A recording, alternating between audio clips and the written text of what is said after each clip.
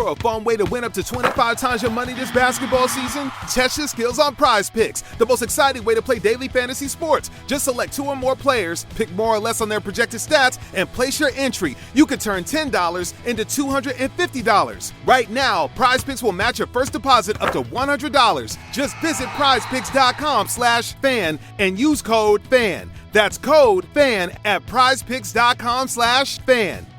Must be present in certain states. Visit prizepicks.com for restrictions and details. Tony Dunn, ain't nothing to it but to do it, brother. Let's roll. In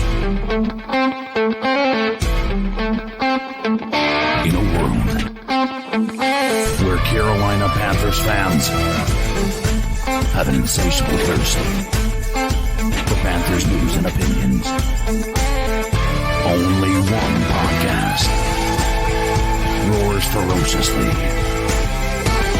It's the C3 Panthers Podcast.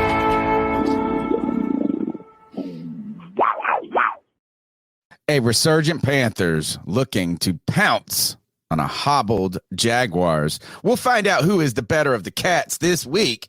Man, the Carolina Panthers may not have won their last game, but it sure feels like a win to Panther fans. It's the C3 Panthers Podcast, brought to you by CarolinaCatChronicles.com, where every Tuesday night we chop up the latest Panthers news and opinions from the fan perspective. It's the longest running Panthers podcast. We're in year 11, and we're happy that you're here with us. Go ahead, smash the thumbs up button, subscribe to the show. And Cody Lack, it's good to see you. I hope you had a Merry Christmas, and tell us what we got on the agenda for tonight. Oh, dude, I had a very Merry Christmas. Same to you as well, Tony, CK, and the rest of C3 Panther Nation. I hope everybody had a very Merry Christmas, ate too much food, got to spend great time with family. And Tony, listen, man, after that game, even though the Panthers in many ways were robbed out of a W, Panther Nation felt good. We felt like we got a victory out of that game due to how impressive our offense performed, finally showing a sign of life. Bryce Young, over 300 yards, 2 touchdowns.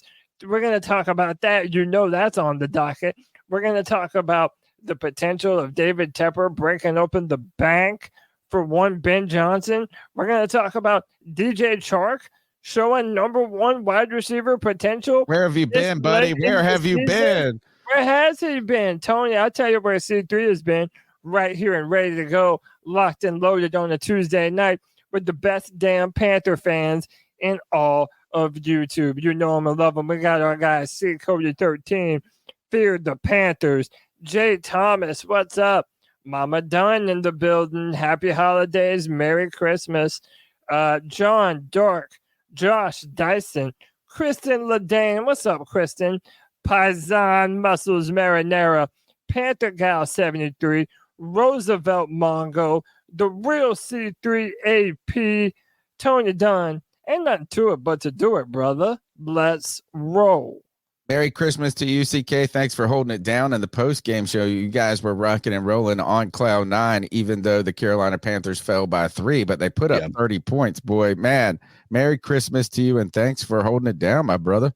Man, I'm always happy to. It's always good to be here with family, especially after a game like that. It wasn't torturous. It wasn't one that it was interesting to be angry about something that wasn't the Carolina Panthers offensive woes. It was an incredible day. And I think since then you're starting to see the Bryce lovers and defenders like myself start to maybe get a little bit too big for their britches in a lot of ways. And listen, I'm so happy that he threw this. He had this game. He needed it. We needed to have a game like this. We needed it too. We needed it. Yeah. We all needed it. We needed it. But it was his first 300-yard game. And, up until this point, I mean, this is what's to be expected, right? I was hoping that we would see more than 2 touchdowns, but the fact that we got to run 2 in and we scored 30 points, I'm not going to complain about that. Bryce Young was on the FedEx the vote for ground and air player of the week. I think there's a lot to be excited about, and Bryce Young 2 weeks in a row is building on to a season-ending with a lot more optimism than we had up to this point. Yes, sir. You're listening to the C3 Panthers podcast. You can be a part of the show by calling in at 252-228-5098. That's 252-228-5098. We're on Spotify, iTunes, wherever you get your podcast. Check us out there and help us continue to grow by just sharing the link with a friend and celebrating with the C3 community some prosperous or at least some optimism, man. Hey, this is a feeling I almost don't even recognize at this point is a silver lining. Is the silver lining there? The Carolina Panthers are trying or are in the midst of finishing strong in a season that has been just disappointing by every measure possible. But this last little leg could lead the fans to a little, I guess, hope in the future, but also could play a big part in courting our future and our future coach. So we'll have that and how much Ben Johnson will cost if he's that one. And maybe the Carolina Panthers aren't are more of a destination than we anticipated. Tonight's show, Resurgent Panthers looking to pounce on Hobbled Jaguars. And I guess really, is there any story other than Bryce Young when it comes to the Carolina Panthers? And is there a team where their quarterback isn't the story? And I guess if that's the case, then you don't have a quarterback, period. Absolutely. Bryce Young has been the center of our discussion, Carolina Panther fans' discussion throughout the season, and rightfully so, given the fact that he's the number one overall draft pick for the 2023 draft. The Carolina Panthers had to trade up for him. And as the Panthers have been walking through a desert of really despair when it came to quarterbacks, Bryce Young was brought in to quench that thirst. Man, it didn't happen early in the season right away, or at least the success that we had hoped for the Carolina Panthers was not there for the team. So much so that Frank Reich was fired. And Bryce Young also just didn't wow to the point of we're like, oh, yeah. I mean, it has been a divided discussion. But over the last 2 weeks, Bryce Young has been playing some important football. Important, I think, for his mental outlook, I think, for the hopes of the Carolina Panthers, and as we said, for potentially courting and making this place more of a destination than we were thinking maybe 8 weeks ago without that number one draft pick. Bryce Young over the past 2 weeks, Cody, has been pretty damn good. Oh, dude, pretty damn good. I mean, listen, that's to say the least. And look, if you've been on Twitter too long, you might have this unfair notion that C3 is some Bryce haters. Nay, we are realists. And when we see real results, then we speak that real praise, man. And I tell you what, Tony, you said that we needed this. Boy, did we, man. The organization needed this. The fans needed this. And you're right. Bryce takes up so much of the air of the conversation because we traded so much to move up to number one to get him. Also, the thing with the size, him being 5'10", 200 pounds, soaking wet, that always factored into the conversation, and that he had struggled so much to start the year that now finally there's a sign of life. Finally, we can confidently say Bryce Young had his breakout performance as a Carolina Panther, and I don't think that's unfair to say. Bryce Young had an 84.3 PFF grade over the past 2 weeks. That's fifth amongst all quarterbacks. Bryce Young posted a 97.6 overall grade in the fourth quarter against the Green Bay Packers, which stands as the second best quarter by any quarterback this year. My man Bryce has really started to turn it on. It started in that Atlanta game. I really think in the fourth quarter, he really started to turn it on a lot more. And this game was like the coming full circle of Bryce really being able to answer some questions for us. We have the passing chart right here. And one of the things that we've been wondering this entire season is, does Bryce have a deep ball? Can he be successful stretching the field? And they may not be the deepest passes, but Tony, this is so much better than what we've seen from Bryce this entire year. If you're a fan, or even if you were a doubter of Bryce Young, you have to be happy about the improvement that we're seeing out of our young rookie quarterback right now. Yeah, I mean, clearly this passing chart, just the green dots alone are, I mean, even the touchdown ones too. All the dots beyond 5 yards are finally there. And instead of all of those dots being in, this is the type of really, this is the distribution right here that I think that was anticipated with Bryce Young coming into the season. And I don't think for me, it's, I know for me, it's not been the case of can he throw the deep ball? That's not it. It's just why has it not been connecting, right? Yeah. Why has the chart not varied more, right? Well, and like, why just haven't we seen a little bit? We watched 10 weeks of it being the opposite of this. So right now, Bryce Young playing really what he's playing exactly what he was drafted to do now, right? This is the Bryce Young that was scouted. This is the Bryce Young that was worthy of the number 1 draft pick. Let me ask you this, CK. Over the past 2 weeks, Bryce Young has really just played his best football. The Carolina Panthers have played their best football.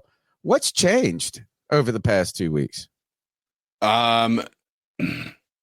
It's hard not to try to say there's got to be some coaching involved that's changed the trajectory of this team. I think that there's probably a piece of this that is there's not so much pressure on Bryce anymore, right? This season's already lost, right? There's nothing that he's playing for. Like, he's not playing to win a playoff game right now. And so why I hope that it's a permanent change, but there is still a possibility that this is just, he's playing a lot more free and a lot more easy. He's playing in a way that it's just like, I have nothing to lose, which is not a bad thought to have. It's just not one that I think, but not reckless. If you look at, I mean, over the past 2 weeks, no turnovers, right? I don't think he didn't have one in the rain game, did he? I don't think so. No, it was just no touchdowns, no turnovers. Yeah, no, that was one of the most impressive things. That even in the rain, no turnovers, no fumbles, good stuff all the way around. And to second UCK is that really you just kind of stole my whole angle on this in so many ways. I think the difference, because if you look at this, is that sure, I mean, we're gonna be like, oh, play calling. I have some issues of. I still think play calling is so dependent on just finding success on certain plays that then lead to success on other plays. But look, this offensive line still isn't great. It's not like the Carolina Panthers are imposing their will in the running game at any moment, right? It's not that some magic pill, something like that these guys coached and turned something on. Right. I think what has happened with Bryce Young, though, is that he has, like you said, I won't say reckless, though, like playing with nothing to lose. That playing with nothing to lose sounds like you're playing reckless in a way, like you can do, it's like, but what I think it is he's playing with the one thing that he hasn't been able to play with all season long. And that's a degree of confidence. And if you look at these plays where you go back 2 weeks ago with the DJ Chark catch, where he does the pirouette at almost on the sidelines, to some of the plays that he made, the one-handed catch to Thielen, I feel like, and you have been a proponent, you've been pointing this out, CK, is that, as you start to not trust the line, as you start to distrust your receivers, and you're waiting for them to get open instead of throwing them open or playing with this, I think he's playing with a looseness that has not been there. And what's crazy to me is the Raiders are doing this too, right? Like, how do these teams, you go from the staff that is the most prepared, right, by having the most time, to disarray, and all of a sudden guys are playing football. I wonder if we make it too complicated sometimes, and you say, guys, go out there and play football. You've been playing it your whole life. It does oddly feel like this happens every year, that when there's a coach fired, the interim head coach comes in and looks better. Way better. It's the second year in a row for us that this has happened to us. It's not just us either. I know, right? That's what I'm saying. That's what, there is a point there. Keep it simple, stupid. Keep it simple. Play to your strengths. But I mean, I really think that after seeing what we were able to do yesterday and against the Falcons, the fact that we are seeing more of a cohesion, you're right, Tony. The offensive line by far is not perfect, but it really does beg the question now. How much was Frank Reich holding back this team? And yes, again, it is still the bare bones of the offense that he came up with, in the build up to this season. But man, like when you look at yesterday, and I mean, Bryce was far more confident. A lot of the throws that he would be missing on a routine basis throughout the season, he didn't seem like hesitant to throw those balls down the field. It did in the first 2 quarters look a little he like needed to calm down a little bit. Early on, he had a bad miss to the sideline, but then after that, I felt like he kind of calmed down. The offensive line gave him decent protection yesterday. Yeah, it did. And that needs to be said as well. When your O-line pass protects, and you do give Bryce Young a little bit of time, and he can survey the field, you start to see what the blueprint for Bryce Young going forward is. And I argue that if we're going to lure a head coach here, you're going to want to continue to show them what this offense has the potential to be. And the fact that Frank Reich goes out the door, and then all of a sudden you're starting to see more and more cohesion on the offense. Dude, we're going to talk about Amir Smith. I always butcher his name. We're going to talk about him later. I feel like everyone is stepping up in a bigger way than they did before. Tommy Tremble is another guy at tight end who's played well this season and is finally starting to come into his own. I think that you have to credit Chris Tabor, and I think you have to credit Thomas Brown for what he's been able to do in recent weeks and putting the offensive players in positions to be successful. I wonder if some of this is just that it's such a high pressure situation, the NFL just in general, that when you go to the interim coach, that players themselves, it's like, hey, now I'm just playing for tape, film, and to get a contract next year. There is maybe Bryce Young wasn't playing with nothing to lose, CK, but the Carolina Panthers seem to be playing with nothing to lose. And it's almost like the bird. I don't feel like it's like, hey, Frank Reich was holding us back. It's almost, I wonder if it's just so much pressure in this is that you're just working so hard to not lose or to sow this, and you can't just be loose. And now none of these guys have anything to lose, CK. Or, I mean, I guess they've already lost everything that they could have won. Well, I mean that, and here's the thing: it's bipolar being a Panthers fan. Like, think about the bipolar aspect of what we do as Panthers. Like, literally 2 weeks ago, we were talking about how Thomas Brown was horrible. His wife was on Twitter. And like how the narratives just switch in just 2 games where this offense starts to look competent. And it's tough. It's tough, and to have the game end the way that it did. And here's what I'll say. There's a truth to a lot of the things that I was saying about this defense. I think me and Tony feel a little vindicated for our positions we held last week when it comes to how we feel about the defense being a question mark and not really facing anybody's best game because they didn't need to. When our offense played well, our defense wasn't able to keep up. And so they got screwed in this game with that. I don't think that was a catch. I'm surprised that they overshot. But Aaron Jones had almost 7 yards per carry. Oh, he's just eating them up early. Dude, it was ridiculous. The first 2 quarters, I mean, he just steamrolled all over this. And you're right, CK.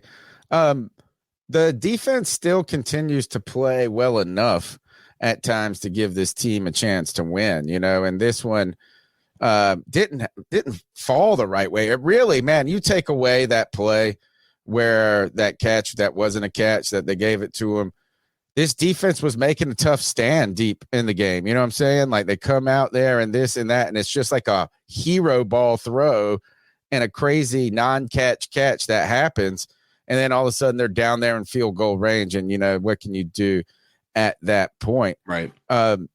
let's see. The other thing I wanted to bring up, I lost it. We were talking about whatever I was going to bring up. You said bipolar. Every time we lose, we're going to have ourselves saying this is what we should have done, what we should have done. The idea that this team, though, continues to be like built to be a power run team, I don't buy. The team has trouble converting short yardage opportunities. We were better time. passing the football than we were running the football. And moments that this team has really started to get cooking, and we wanted to see, and it's like Bryce is airing it out. So I think it's just like this. It's when you're not winning, everything is the problem. Yeah, everything is the fucking problem. You're passing too much. You're running too much. You're fucking the coach is the problem. The players are the problem. But, I mean, listen. Even though our defense failed us, and I said this to CK during the postgame show, it's such a Panthers thing that when our offense finally shows something of a pulse, and all year our defense was the one keeping us in games, and we're saying if only we had a little offense, they finally show you that offense. And then that defense is just nowhere to be found, man. I think we've also seen, Cody, is that over the last 2 weeks, even though the last game, I know everybody's like, man, 9 points, this and that, is you're starting to see some forms of complementary football. And I know people are like, no, complementary between position groups in a certain way. Right. Like, how about this? Is Bryce is starting to feel it? And DJ Shark's making good catches. Adam, they're making good plays. He's scrambling and he's hitting a guy in a scramble drill that just would have gone bad, right? I feel like this is that the offensive line, despite having its continued certain problems at moments, or just not being talented enough, probably, has played its best football, while Bryce Young has played his best football. And now DJ Chark played his best game. We're finally just getting a couple of things to fall for us. Yeah. I mean, listen, Eric with the $2 love bomb says, build the wall. Give Bryce an elite offensive line. And look, one of the reasons why you might do that is because, hey, look, people are starting to say our boy is looking a little clutch, which is funny because this is very recent and we're happy that it's starting to turn on. But dude, Bryce in the second half of football games is really starting to look like the quarterback that we've been wanting to see. This is just in the second half versus the Packers. 16 of 21, 199 yards, 2 touchdowns, 0 interceptions, a 136.8 passer rating. I want to add on to some of these stats just so that way we can kind of put into context how good Bryce is playing right now. Over the last 3 weeks, Bryce Young has thrown the second most pass attempts at 96 in the NFL without an interception. My man is absolutely balling right now, and he's taking care of the football. And listen, he was not doing that early. And I'm not just talking about pushing the ball downfield. We're talking about turnovers, fumbles, not properly taking care of the football. He's turned that around. He has really started to grow in that area. I feel like he's more confident in what he's seeing on the field. And it also felt like he had a little more trust in the protection around him. He didn't get the yips. He wasn't seeing the rookie ghost, as it's been known to be called before. Bryce Young is playing with a level of confidence that we all thought that we would see earlier. And now, look, let's be real. As we prepare to face Jacksonville, I feel like most Panther fans right now are feeling like they're expecting a W in the final home game of the season. I did call for them on Pirate Radio Live before Christmas. We did it on Thursday this past week. I called for the Panthers to win this game.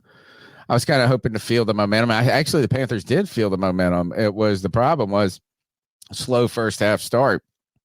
But was this the most productive third quarter the Carolina Panthers have had in 5 years? Fourth quarter, dude. Well, I mean, that as well. But just think of third quarter is like the Carolina Panthers have been awful in the third quarter. They scored a touchdown in this third quarter. I wonder when was the last third quarter that the Carolina Panthers scored a touchdown? I mean, I know that I'm not really asking. It's like that anybody's gonna be like, oh, well, it was week 7. Wasn't it a few weeks ago? I don't know. It just feels like for the last few years, the Carolina Panthers have come out at halftime and have really had a bad third quarter every single week. But the Carolina Panthers then go down here, are able to score a touchdown. But then you're right, CK. At this point, what, they have to score 2 in the fourth quarter and 2 2-point conversions as well. I mean, everything was kind of clicking for this offense. And DJ Chark, I was so high on this guy in training camp. I was like, man, he could be a number 1. He could be a number 1. It looked like it was going to work, dude. It did. Yeah. Well, this was what I thought it was going to look like all year. This game, and he's still not fantastic. Like if you look, and actually, I'm not gonna be like, oh, his route running is not great, because that's what I don't think. I don't know enough about what he's supposed to be doing. He's had trouble getting off the line and getting separation early throughout the season. At least it seems that way. And the one time I saw him in this, where he had it was a big play where he kind of came back to it. It looked like he was just like swerving and veering. I'm like, is that really great route? Right? Like, are you really doing anything to throw? But then I don't know how tired these guys are. Like, how many plays have they played in a row? Is he just fucking exhausted? He's just doing the best you can at that point. But DJ Chark, did he have 2? What was his stat line in this game? It was Tony, I'm going to jump around in the 6 for 98, 2 touchdowns. Yeah, I'm going to jump around a little bit in this. Let's rock. So blow through this show. How about DJ Chark did something pretty cool, man. Against Green Bay, DJ Chark became the first Panthers wide receiver to catch multiple touchdowns in a game since week 4, 2021. Wow. That's what I'm saying. Like, but where has this been all year? And this is what I'm wondering. Like, why is it that these past 2 games in a row, it's like you're seeing an up jump in effort from the Panthers? And I'm just going to, cut it down to brass tacks. I think Chris Tabor deserves a real big pat on the back for the extra motivation that it seems like the players have right now. Yeah. But, dude, it's really getting to the point where now we're asking this conversation about DJ Chark. And do you want him back for another year? Because, look, let's be real. Even a couple weeks ago, if you asked that same question, we're like, nah, dude, don't let the door hit you on the ass on the way out. We don't care. Thanks for your time. We're going to move on and do something different. However, now you're going to be moving on to next year. Adam Thielen has already kind of dropped hints that since he's older, plans have changed for him. He might not want to be back with the Panthers in the twilight of his career. You have there's going to be a lot of turnaround in the play caller, different coaches, that maybe it would be beneficial for the Carolina Panthers to bring back DJ Chark, someone who has now developed something of a chemistry with Bryce Young, who now you're starting to see the athleticism that you're wanting to see from him. When you signed him as a receiver for the Panthers, do you think that it's worth it? And has DJ Chark moved himself into that discussion of being re-signed by the Carolina Panthers? I think he's helped his case. I think what he was hoping for this past offseason, I think coming out of Detroit, was a little bit more length of a contract and money than people were ready to give him. Right. He bet on himself. He did come in here, and terrible season for him, or just for everybody in general. If he's I feel, what did we get him for, like 1 year, $7 million or something? Yeah, it was like, to me, if you want to do that, run that back again. I'm not opposed to it. Not opposed to him being on the team necessarily. Right. Just disappointed on continuing to make him or needing him to be a focal point, and he just wasn't ready. We don't know. It's so hard to tell where it's a Gordian knot of terribleness this season, to where, is it just the coach? Is it just the offensive line? And then you wonder, why is the offensive line this past 2 weeks been a little bit better? Why? And we almost need to go dig in and find a Packers guy, a Falcons guy, which we should be. It's the holidays, guys. Forgive us for not courting down the guests as much. But is it the type of pass rush that those teams implement that Icky has been better prepared for? Or does our team match up better against those guys, or is it them just playing better despite who the talent across them is? Chark has really done absolutely nothing this year, though, until this moment. I mean, and you want to say, hey, I would say, CK, my answer to this is I really don't care. I think it's not a bad answer, to be honest. I mean, if he comes back, then yeah. If he doesn't come back, yeah. Now, did you think that your opinion could change, Tony? Like, is there anything that DJ could do in the next 2 games to make you say, okay, bring him back? Oh, well, I mean, I guess, yeah. I mean, if he plays another game like this, then I'll have to be more uplifted about it.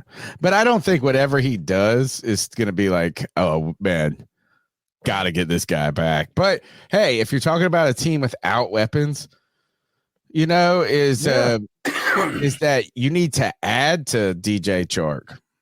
So again, by letting him walk just makes it a little bit more difficult to continue to add when you're just then replacing. Yeah. I like what JJ says. Only resign Chark if we can get an actual wide receiver number 1. CK, what say you? And then I'm going to transition this conversation to another related topic of conversation. I mean, if it's cheap enough, I'm open to bring him back. The upside that he's shown here at the end of the season is worthy of at least the conversation. The ultimate, as long as it's not going to remove you from the ability to go after a guy that you want in the draft or in free agency, I'm fine with it. I can't believe that he will command any type of real money. That's what I'm saying. 100%. And he has shown the ability to be good. I think by adding more players around him, then you give him the opportunity to be a better player, clearly. Right. And on top of that, I was watching those nobodies in Las Vegas put it on the Chiefs, and I'm sitting here going, man, wouldn't it be nice if we were starting to click like this and we had Devontae Adams on this team? You're talking about Devontae Adams still being the best receiver in the league or top 5, right? But forgotten. He's a forgotten man. He's like Randy Moss was when he went to Oakland. He's like, I'm trying to think of another top receiver who has maybe Mike Evans last year. Was Tom Brady playing last year? This year too. No, Mike Evans is like fucking balling this year. Yeah, dude. Evans did play. I mean, Brady did play last year. Okay, so maybe I'm just not paying attention as much. But is Adams is far better a receiver than his stat line shows. And if you put him on a real competitive, like on a team with a quarterback and without just, man, I don't know if we're the team necessarily because it's just been a shit show. I mean, everything that we've wanted to do in this offseason, this past offseason. Or still kind of go back to, man, maybe there was some value in trying to trade for Adams when they were flailing. Yeah, man, dude, there's a lot, dude. I still think the biggest question relating to the Carolina Panthers this offseason is around Scott Fitterer and what they decided to do with him. Yeah. But this next topic, the reason why I said it's related, a lot of reasons why we're thinking that it might be a good idea to sign DJ Chark for another year is because the guy that everybody wants to be the next head coach of the Carolina Panthers has a little bit of a history of getting the most out of DJ Chark. That's right. We're talking about Ben Johnson. I mean, not only do you have a receiver that at least has some experience with the quarterback that you just traded for, but now so does their potential play caller of the future in Ben Johnson, someone who has ties to the area, to the North Carolina area. And boys, this went live on Josina Anderson's Twitter, literally like not even an hour, like a little over under 2 hours before the show tonight. Josina Anderson So, by the way, let me back up a little bit. On Friday, if you were watching the free-for-all, we put out that Josina Anderson said that teams were aware that Ben Johnson's asking price would be around $15 million. Now, Ben Johnson's agent took umbrage with this and went on Twitter and kind of mockingly made fun of Josina Anderson's tweet. But Josina Anderson, before the show, doubled down and said, to advance my previous reports on the Lions offensive coordinator Ben Johnson, multiple highly placed personnel confirmed last week that the Panthers are among teams that discussed receiving and or are aware of a $15 million asking price for the hot coordinator who most recently helped Detroit to its first division title since 1993. While Johnson's agent publicly disputes said price mentioned in preliminary talks, I stand by the integrity and validity of my sources. Meanwhile, private market rates and league average points always evolve throughout the carousel season. So, boys, I want to talk about Ben Johnson. What is the likelihood that Ben Johnson would want to come to Carolina? And I guess more to the point, how much leverage does a Ben Johnson hold over someone like a David Tepper, someone who has already been through 3 head coaches in his tenure? Well, more if you count the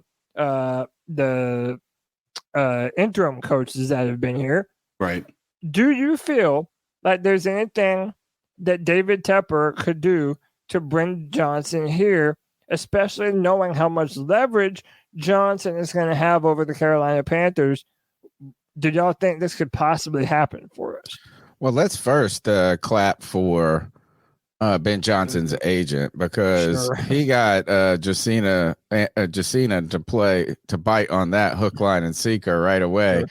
Because this is exactly, I mean, maybe he is her source, and maybe they're doing in cahoots together doing this, because this is the conversation and the play where you put the money numbers out there, you fan the fire, that you say we didn't do anything to do with it, but man, 15 million a year does sound about right. And she's like, hey, I got, so look, number one is Tepper can do the one thing that gets coaches anywhere: pay them.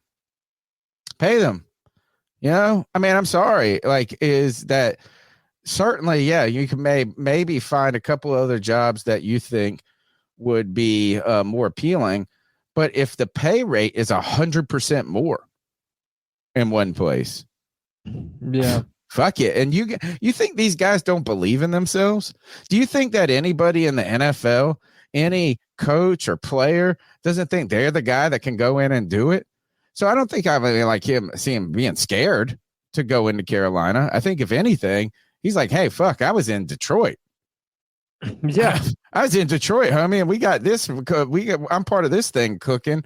Yeah. And look, if this is true, think about this, guys. This would make him the 4th highest paid coach in the NFL. Belichick, 20 million. Sean Payton, 18. Pete Carroll, 15. And some people are like, hey, maybe why should he get more than this? But hey, look at this. This is what quarterbacks do. This is just market reset, baby. Yeah, supply and demand. And also, he said no to us before. Like, whether or not you believe, he just wanted to be in Detroit for one more year, fine, whatever. It still means that he said no to the Carolina Panthers. He could say no again to the Carolina Panthers. Then you factor in, CK, that there are going to be other teams that have better but that have more proven quarterback options. Justin Herbert and the Chargers are going to be looking for a team. I think they said there might be somewhere between 8 and 10 different franchises looking for head coaches. Right. God, it's like the most ever. I know all of those things. They apply on top of one another. Do the Carolina Panthers, when you factor in David Tepper and the money that he'll be able to sign him to, how much leverage that Johnson has over the organization, the amount of talent deficiency that we have on the roster, is that going to be enough to lure a Ben Johnson here as apart from another team like, say, the Chargers? Dude, I just have a hard time expressing any optimism that he's going to come here. I just don't know what could possibly. I mean, outside of money, again, money obviously I know is a worthy conversation to have. I just don't think that it's as important to these coaches beyond just the fact that they want to set their family up.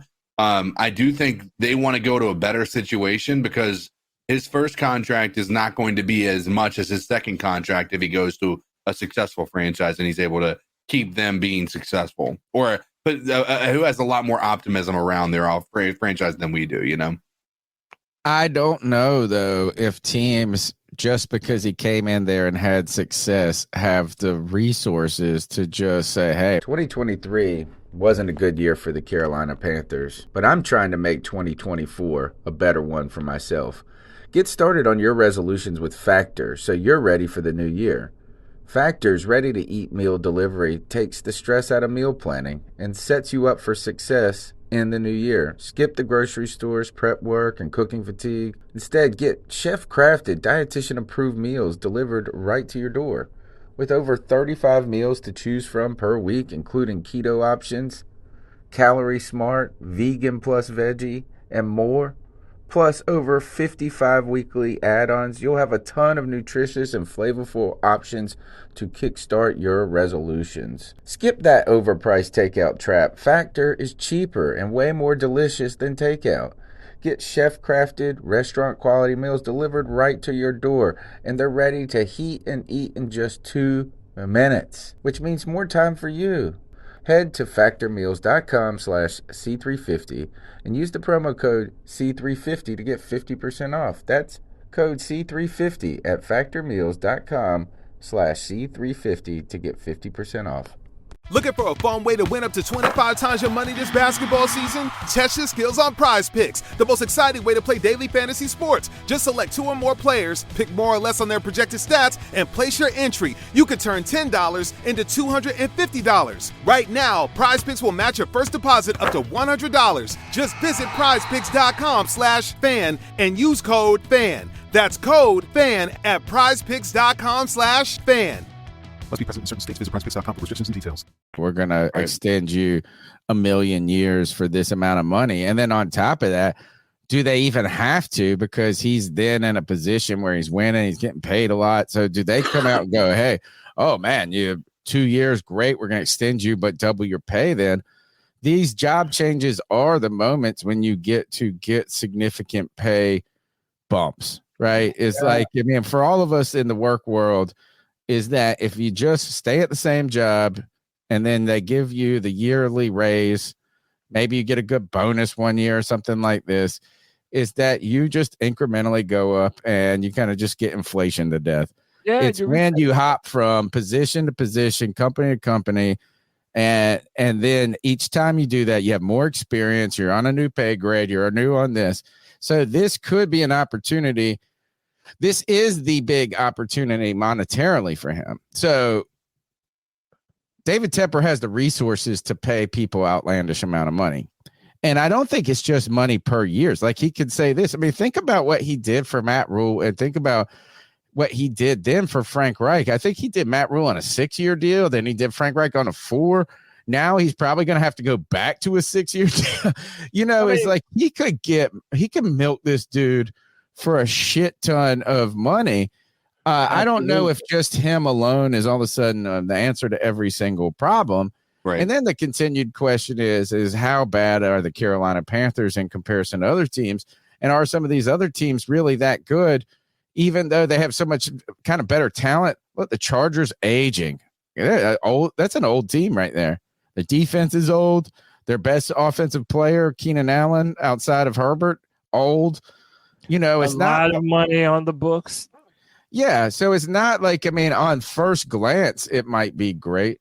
Right. I think you woo this guy with money. And I think, too, that this end of the season, this push that the Carolina Panthers are making is just ultimately so important for the franchise. It's important for the fans. It's important for Bryce Young, and it's important for the franchise.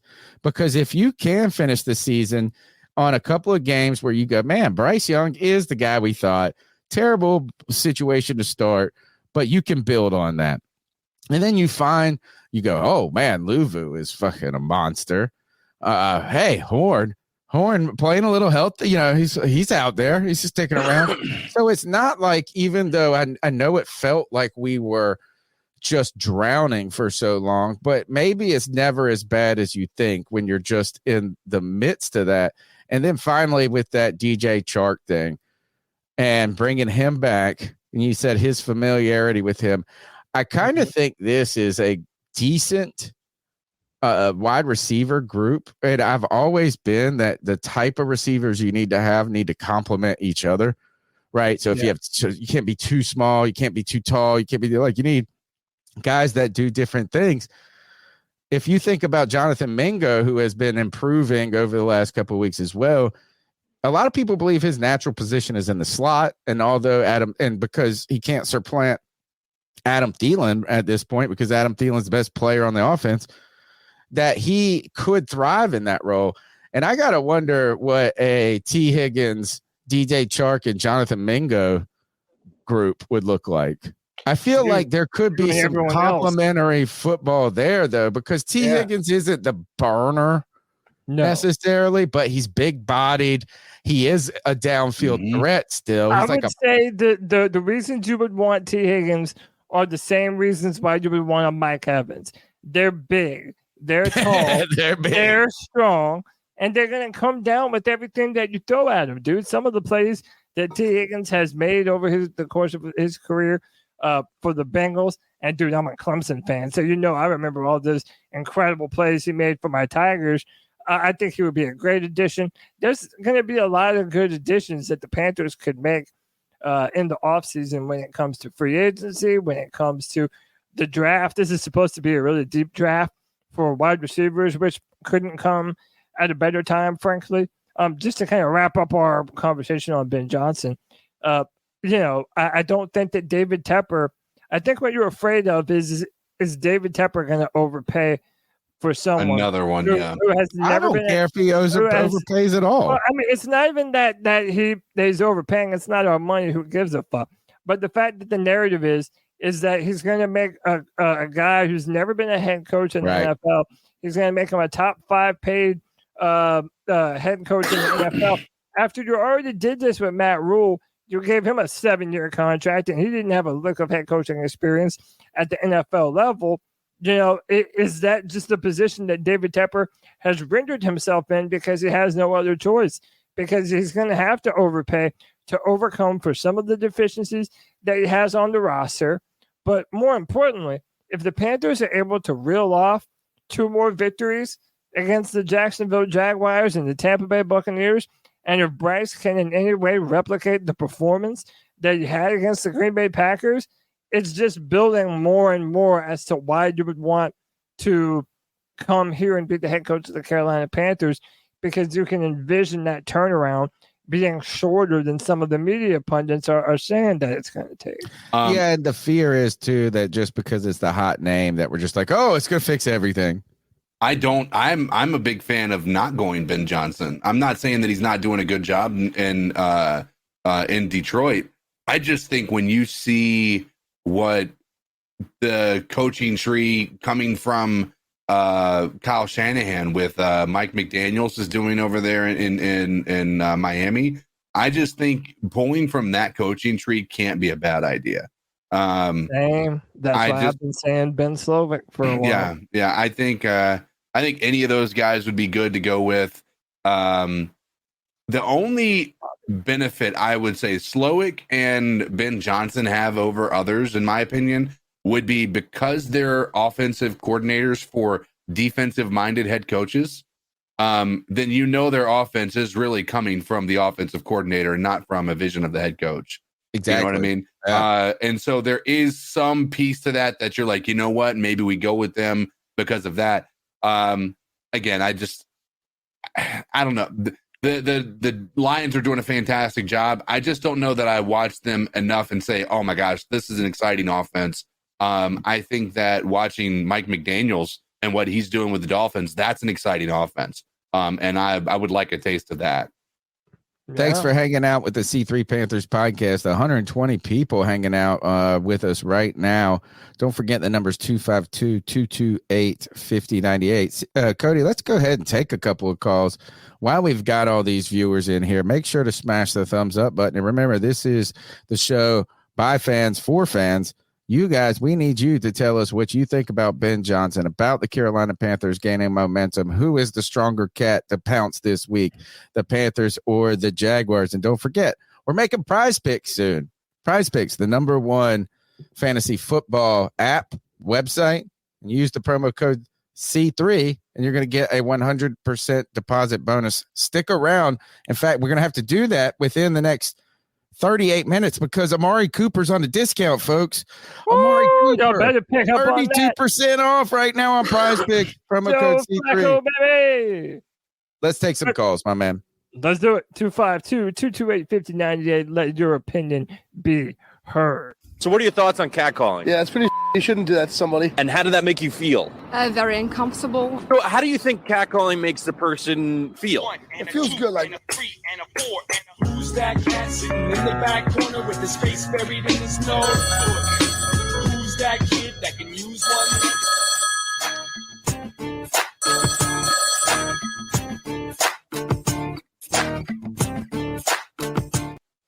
Come on, JJ. Where is your voice at? JJ, I'm trying to take your call. First of all, I heard you. There we go. Restart. What's up, C3? It's JJ calling in. What up, JJ? Damn. All right. First things first. I hope everyone had a Merry Christmas. Hope everyone's on the show, but now I got that out the way. All right. I think, of course, what everyone wants to talk about is how Bryce Young's had a great game. And I noticed how a lot of people been hating. Everybody's like, all right, we've seen you do it again. All right, we've seen you do it, now do it again. Or, oh, you had this one game, but it doesn't overrule all these other games. And, that's cool and all, but I'm going to be real. Even as a Bryce Young, honest guy, I've been pretty 100 about how I feel about Bryce Young all year. And you know what? I don't think any of that shit is fair. I don't think a lot of this criticism is fair to have anymore. It just fucking sucks because it's just the team is so inept that it's really nobody really would have succeeded. And Bryce Young is starting to show us, he's shown us a few flashes all year. Now he put together a whole game you can really look at and say, yes, right there, Bryce Young. That's how it's done. That's what we love to see from start to finish for the most part. Yep. I hope he balls out again these next 2 games. And I hope it helps changes a few people's minds and they're like, you know what? Maybe I do want to go to Carolina because they have a quarterback that got Bryce Young. And you know what? Maybe I should just leave it there. But honestly, also, what do y'all think we do with Brian Burns? That's really it. Keep pounding C3. JJ out. What did he do in this game, guys? Because Nothing. That's the point, Tony. Nothing. I think he has 6 fucking sacks on the year. And again, look, man, I change my opinion when new and relevant and better information comes my way. I was on the train to pay Brian Burns at the end of this year. Now, dude, I'm in the train of I want to put the franchise tag on him, but the one that you put on him that's an overpay there. Well, no, I mean you do I believe it's a supplemental exclusive, franchise. Exclusive. Yeah, the one they put on Lamar. But the non-exclusive franchise tag. If somebody wants to compensate us for his services, by all means, have them. I think the days of us thinking that we're going to get a first-round pick is probably out of the question, considering the way that he's played this year.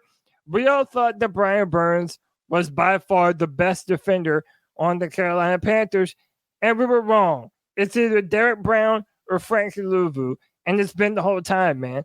Tony, in a game where Panther fans were feeling like it was a W, even though it was a loss, none of the conversation was around Brian Burns. And now even longtime supporters of Burns are now starting to come around to be like, dude, how are you asking for that much fucking money and you didn't have one sack in a game where your offense had you within 3 points at the very end? It's like, come on, bro. But Brian Burns Derek Brown's back there throwing people down, like, and you're like, oh shit, he's like, are you going to get a penalty? Are you going to get I was worried he's going to get a penalty on this one play because he was just so violent in all of it. Yeah, we haven't talked about Brian Burns at all this season. I think there have been a lot of mitigating circumstances for not really having a great pass rush. Mm-hmm. Most importantly, teams not having to pass on you, right? Didn't we just speak over the last week about how the Panthers have had the least pass attempts against them in like the NFL almost or something? But, you know, if you're not in pass rushing situations, a pass rushing specialist is hard for him to show that he's the most important player on a defense. I think he can, you know, and so look, Brian Burns is the same exact Brian Burns that he's kind of been, and last year, and maybe over the last 2 years, he's peaked. You know, where the last 2 years is peaked. That's the question. And you always got to think and factor about that in when you are talking about contracts and things. But, you know, there was a point when we were going into this season where we were all eating every bit of hype off of the Panthers plate. Yeah. That I'm pretty sure it was Cody who was the one saying this, is like, Panthers fucked up. Didn't pay Brian Burns. Now they're going to have to pay him a fucking bazillion dollars. Well, you know what? You were on that train before anyone. You wanted to pay him 2 years ago. Yes. I think you get ahead of these things, but where you don't have to make him the highest paid player in the league. But it was like, oh man, if we don't sign now, the Bosa signed for this, but now we're going to have to pay him all of this.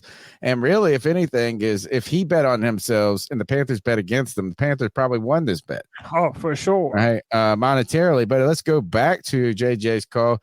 And the first part was about Bryce Young, CK. And the one thing that I think that he was talking about is like, hey, there's people out there that are still like, I need to see more. I don't know. I haven't been on social media as you know, as much because of the holidays.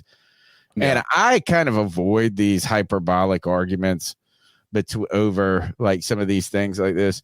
And every now and then I'll dip my toe into them or something. But I think that the whole point is that like any reasonable person, when it's come to Bryce Young, is like, it's not one game, one player, one thing that's going to settle anything. So now he's like, oh, well, he had one good game. Well, that's not enough. Of course, it's not enough to answer every question, but at the same time, this is what you want to see. Yeah, that's what I said on the post game. I said this is not going to put to bed all of the questions, right? But I tell you what, that door has been wide open all of a sudden now. Where just a matter of 2 weeks ago, there was a lot of people. As much as people don't want to admit it, there were a lot of people talking about Bryce Young being a bust. And so to have him come out and have this type of performance, I don't think there's a single person that can honestly say they believe he's a bust at this point in time. It's not saying that you can't say that he's a superstar yet, but you cannot say after what he's done these past 2 weeks that he's a bust. Yeah, and the bust stuff, I hate that terminology, right? Because, again, a bust means you're a totality of someone's career.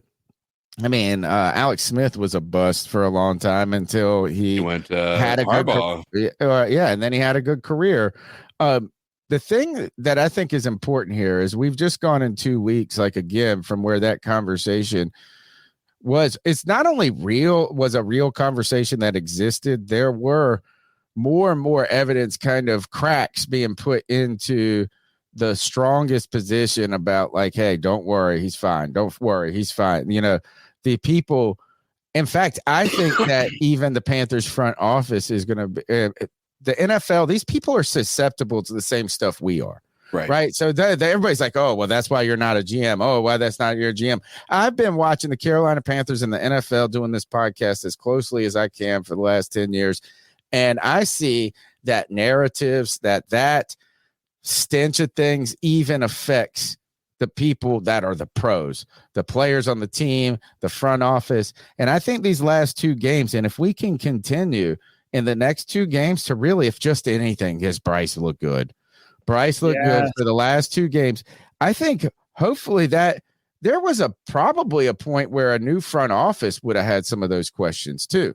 Yeah. You know, you bring in a new coach, a new GM, a new coach, and they're looking at this stuff and they're going, yeah, man, I see. Look, we get why you drafted stuff like this, but it didn't look good.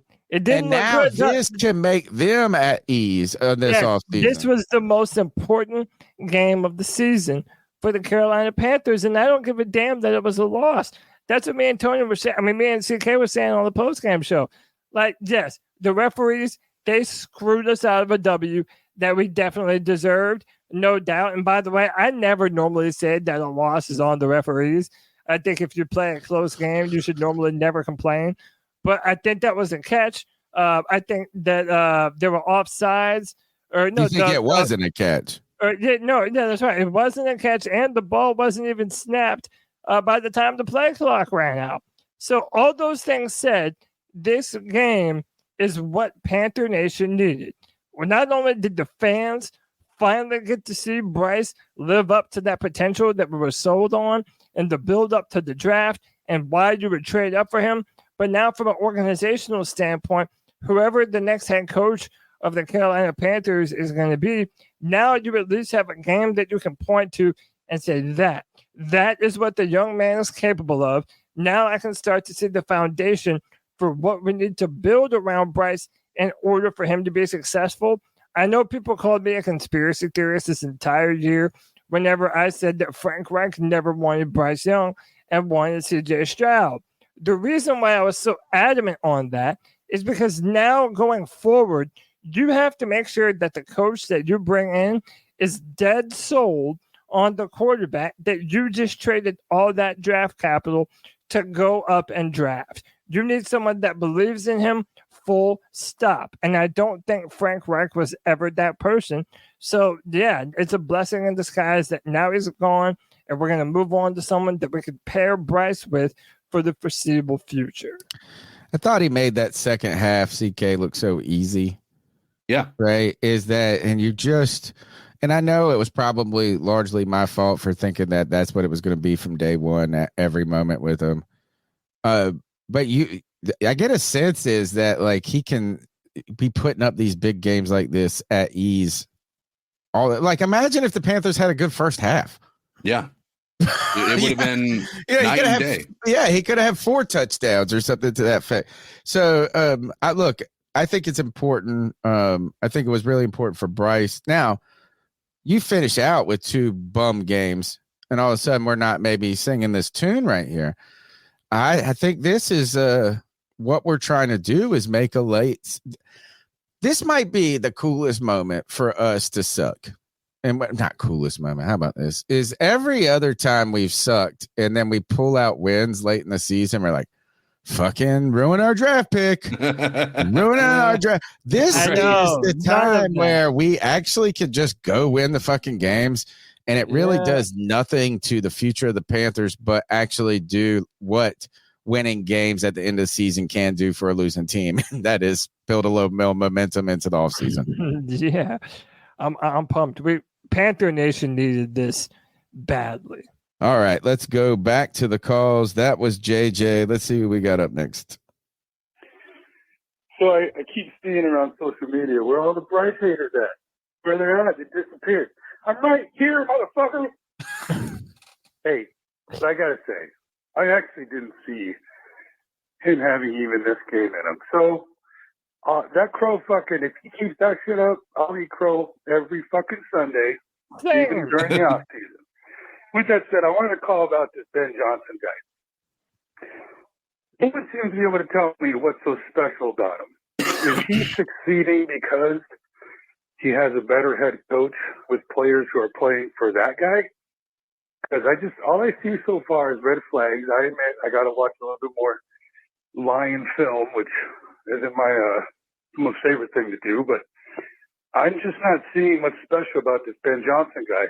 And I get a little nervous when the media wants to peg someone as like, the shoe-in for any top candidacy job. But all I see are red flags so far. Red flag number 1 was he backed out last season. That's a red flag. Red flag number 2 right now is his asking price. What did Matt Bull make? What did Frank Reich make?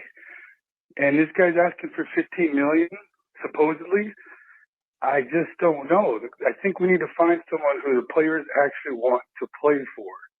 And I don't know if this guy is that guy, but I'd love to hear the pros of Ben Johnson. Well, number one, I think, is the players from this team will largely not be here next year. So it's like, yeah, I mean, there are going to be players that you're trying to build on, but I don't think that, losing Wilkes, and going with somebody else really.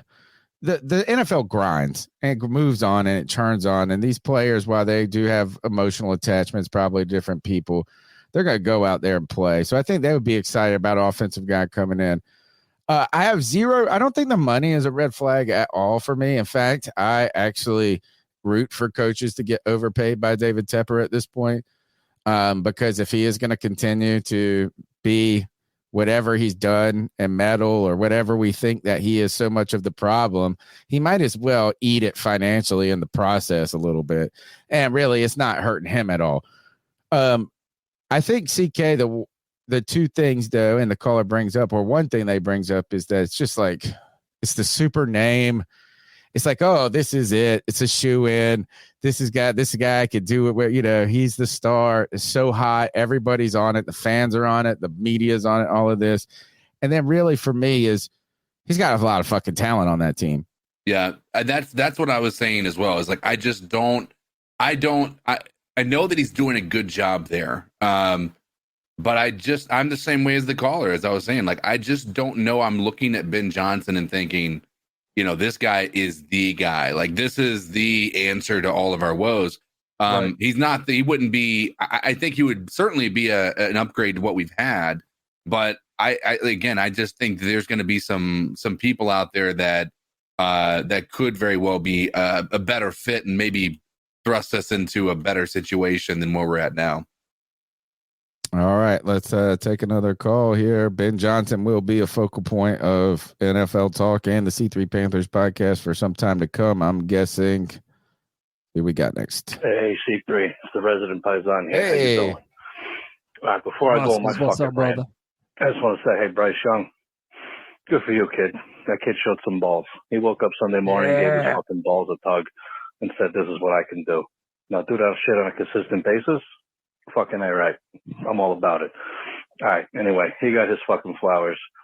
Yo, these fucking guys, these fucking referees, bro. These fucking guys. Mm-hmm. These fucking foot locker jobbing, sons of bitch, fucking jerk off having fucking Mama Luke's. What the fuck, bro? Like that fucking, was it that roughing the passer on Gross Matos? That so fucking guy. Stupid. Give him fucking free 15 yards, fucking free new set of downs. That was a bullshit call. Stupid. That catch that wasn't a catch, but it was a catch because he's wearing a yellow helmet. Fuck that. Bullshit. Fuck that. They're fucking spiking the ball 1 second left and them saying, nah, there ain't no time left. We gotta go. We got Christmas and shit. Fucking jerk offs, bro. What the fuck's up with that? These fucking referees, man. I swear, if this game actually meant something, this shit would have fucking stung like a motherfucker.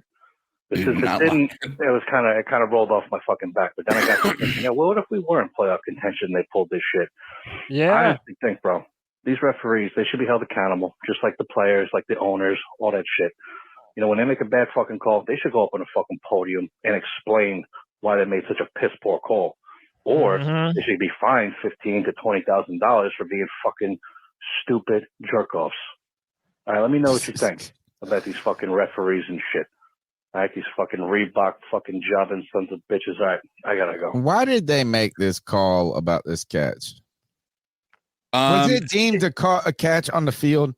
They wanted to say that because his left arm was quote unquote under the ball, that it was considered to be a catch. Now, do y'all think that looks like a ball under the left arm? Not at all. Dude, the ball is literally out from under him. I also think when it was moving, CK, and again, I was watching. If I told you where I saw this, folks, you'd probably be upset. My mom hopefully isn't here. I was down on the other end of the row in church.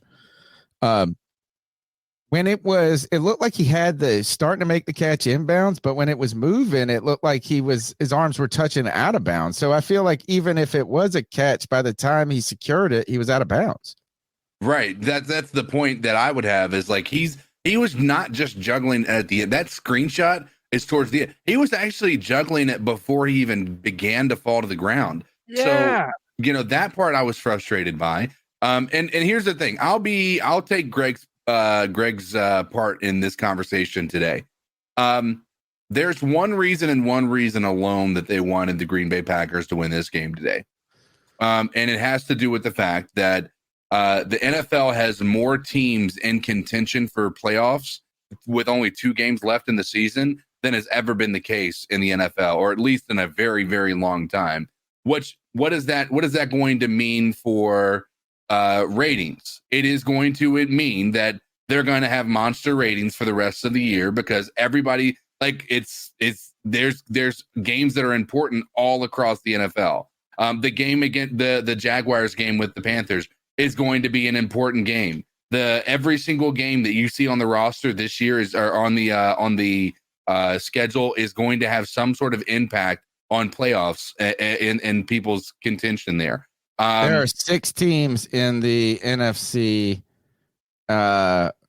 eligible for a wild card, right? Yeah. You have Seattle 8-7, Los Angeles Rams 8-7. You have the Saints 7-8, the Falcons 7-8. Then you have the Green Bay Packers 7-8, the Minnesota Vikings 7-8. So I think if anything, that right there makes the NFC North more important. Like you're saying a little bit. I mean, they're not going to catch up with the Lions. The Lions have clinched. But absolutely. Like you're saying, that wild card.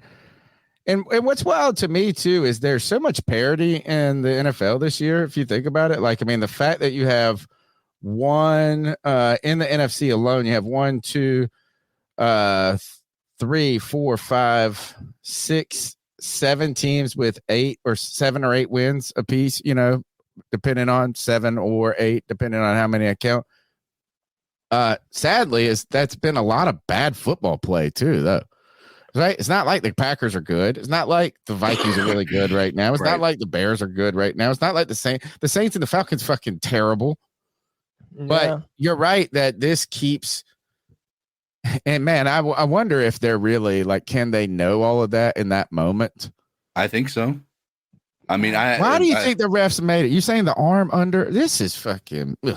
Yeah, they said that the arm was still like that is the dumbest thing. Like their justification was so dumb. Like the least they could have, the argument that you could have possibly had here is that he controlled it through the ground. When you see the ball on the ground right there, it was after he had already secured the catch. Yeah, right. That's the argument. But they didn't even make that argument. They made the argument that he actually had his hands securing that ball. When the ball was that is an absolute travesty and one of the biggest jokes, especially when you watch one of those it would be interceptions of Pat Mahomes balls against the Raiders that they deemed was incomplete, which was 10 times closer to being a catch than this ever was. So listen, Joe Person did an interview with NFL Senior Vice President of Officiating Walt Anderson.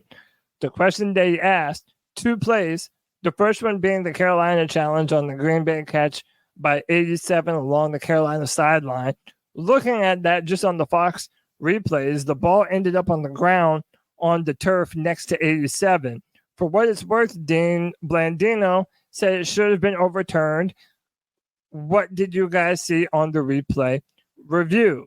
Anderson said the ruling on the field obviously is where we start. It was a catch and the receiver maintained control throughout the process as he was going to the ground. Okay. Which was not the case. No, it was not the case at all. At all. He says we actually did see the ball. He said it was a catch and the receiver maintained control throughout the process as he was going to the ground. We actually did see the ball touch the ground, but we also saw that he had control of the ball in his left hand. The left hand never came off the ball, and there were no available shots that showed that he actually lost control of the ball in his left hand, even though the ball touched the ground. The ball is allowed out of bounds too.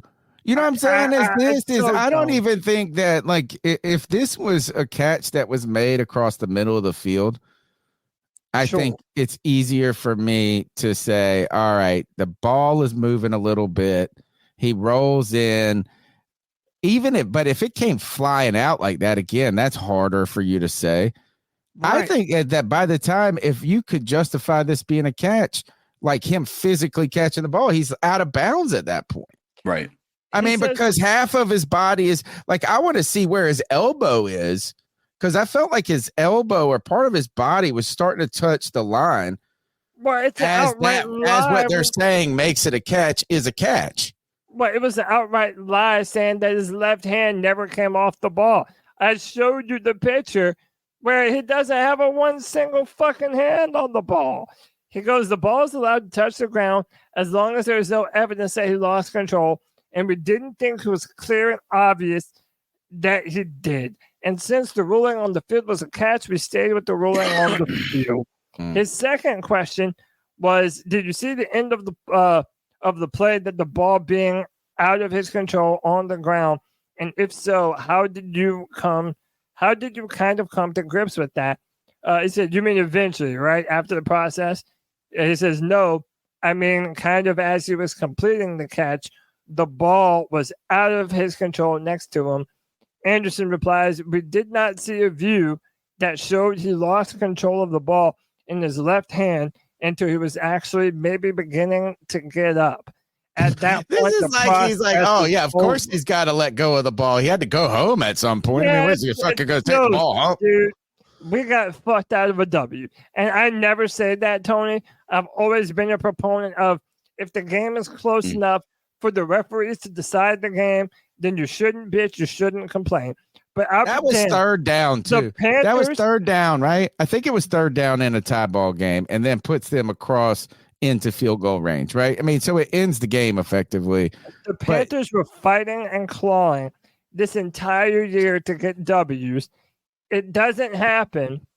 And then you finally have a moment where it looks like you're going to win, and the fucking referees take it away from you.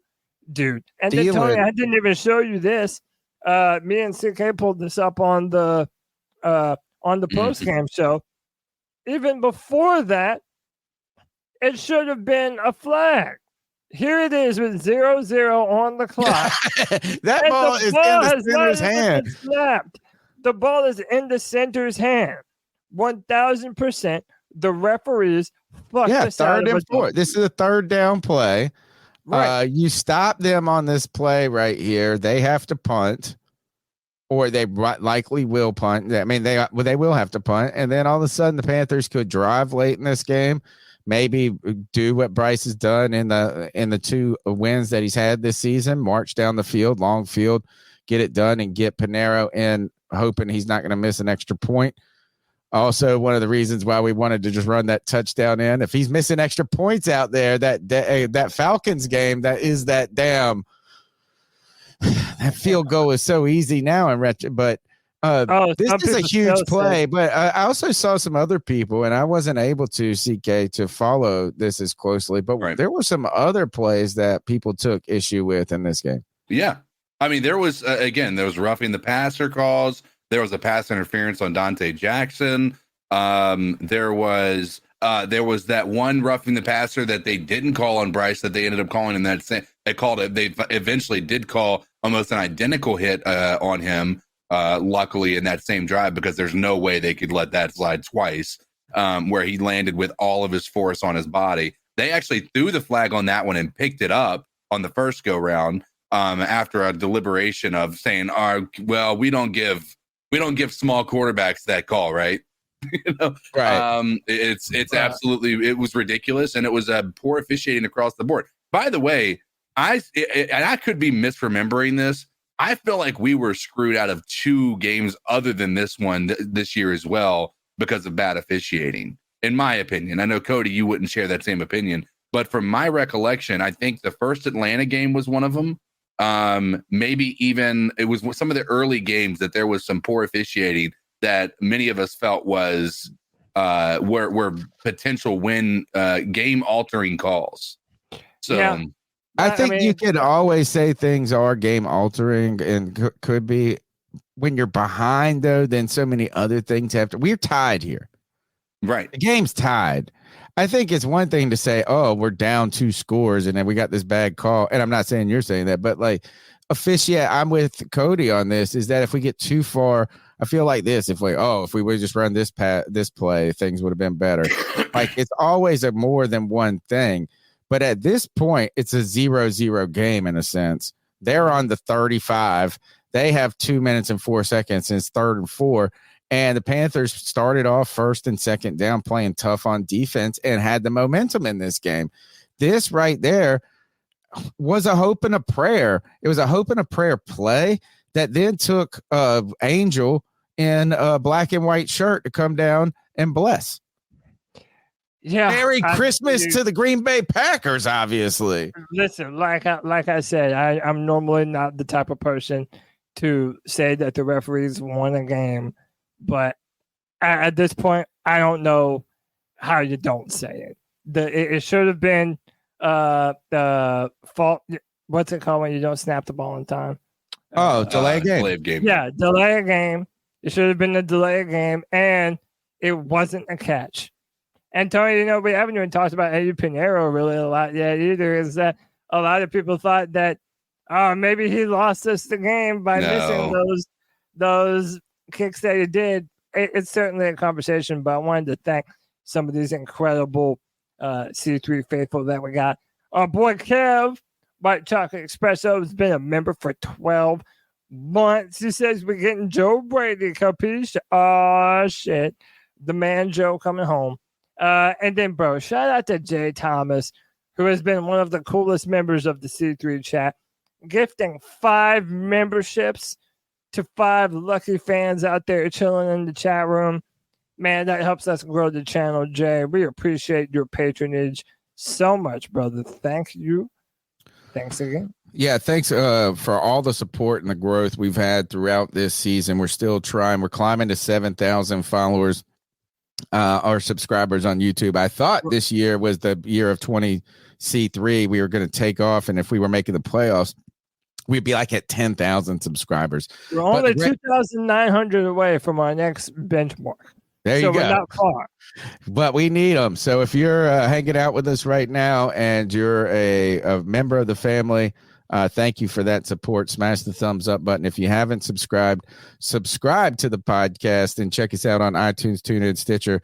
Another way you can support the podcast is by going and having fun playing daily fantasy football sports on Prize Picks. Prize Picks has sponsored us for the last 2 seasons, and this is probably the last month of the sponsorship. So, hey, guys, if you haven't signed up, go use the promo code C3 so that they know next year to come back and rock with us again. The Prize Picks has been a great addition not only to the show, but so many C3 fam and friends have had so much fun playing it. The way it works is you put your fantasy football skills to the test to make real money. You pick multiple players from multiple teams. The more entries you make and you get correct, the more money you can make. You use the promo code C3. They give you a 100% sign-up bonus or deposit match up to $100.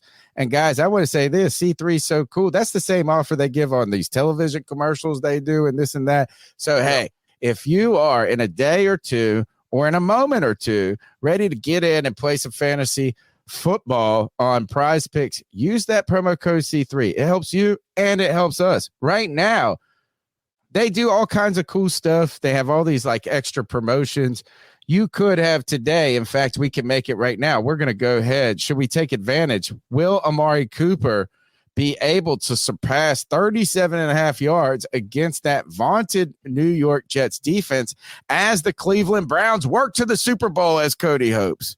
Can he do it? What has Amari Cooper done the last couple of weeks?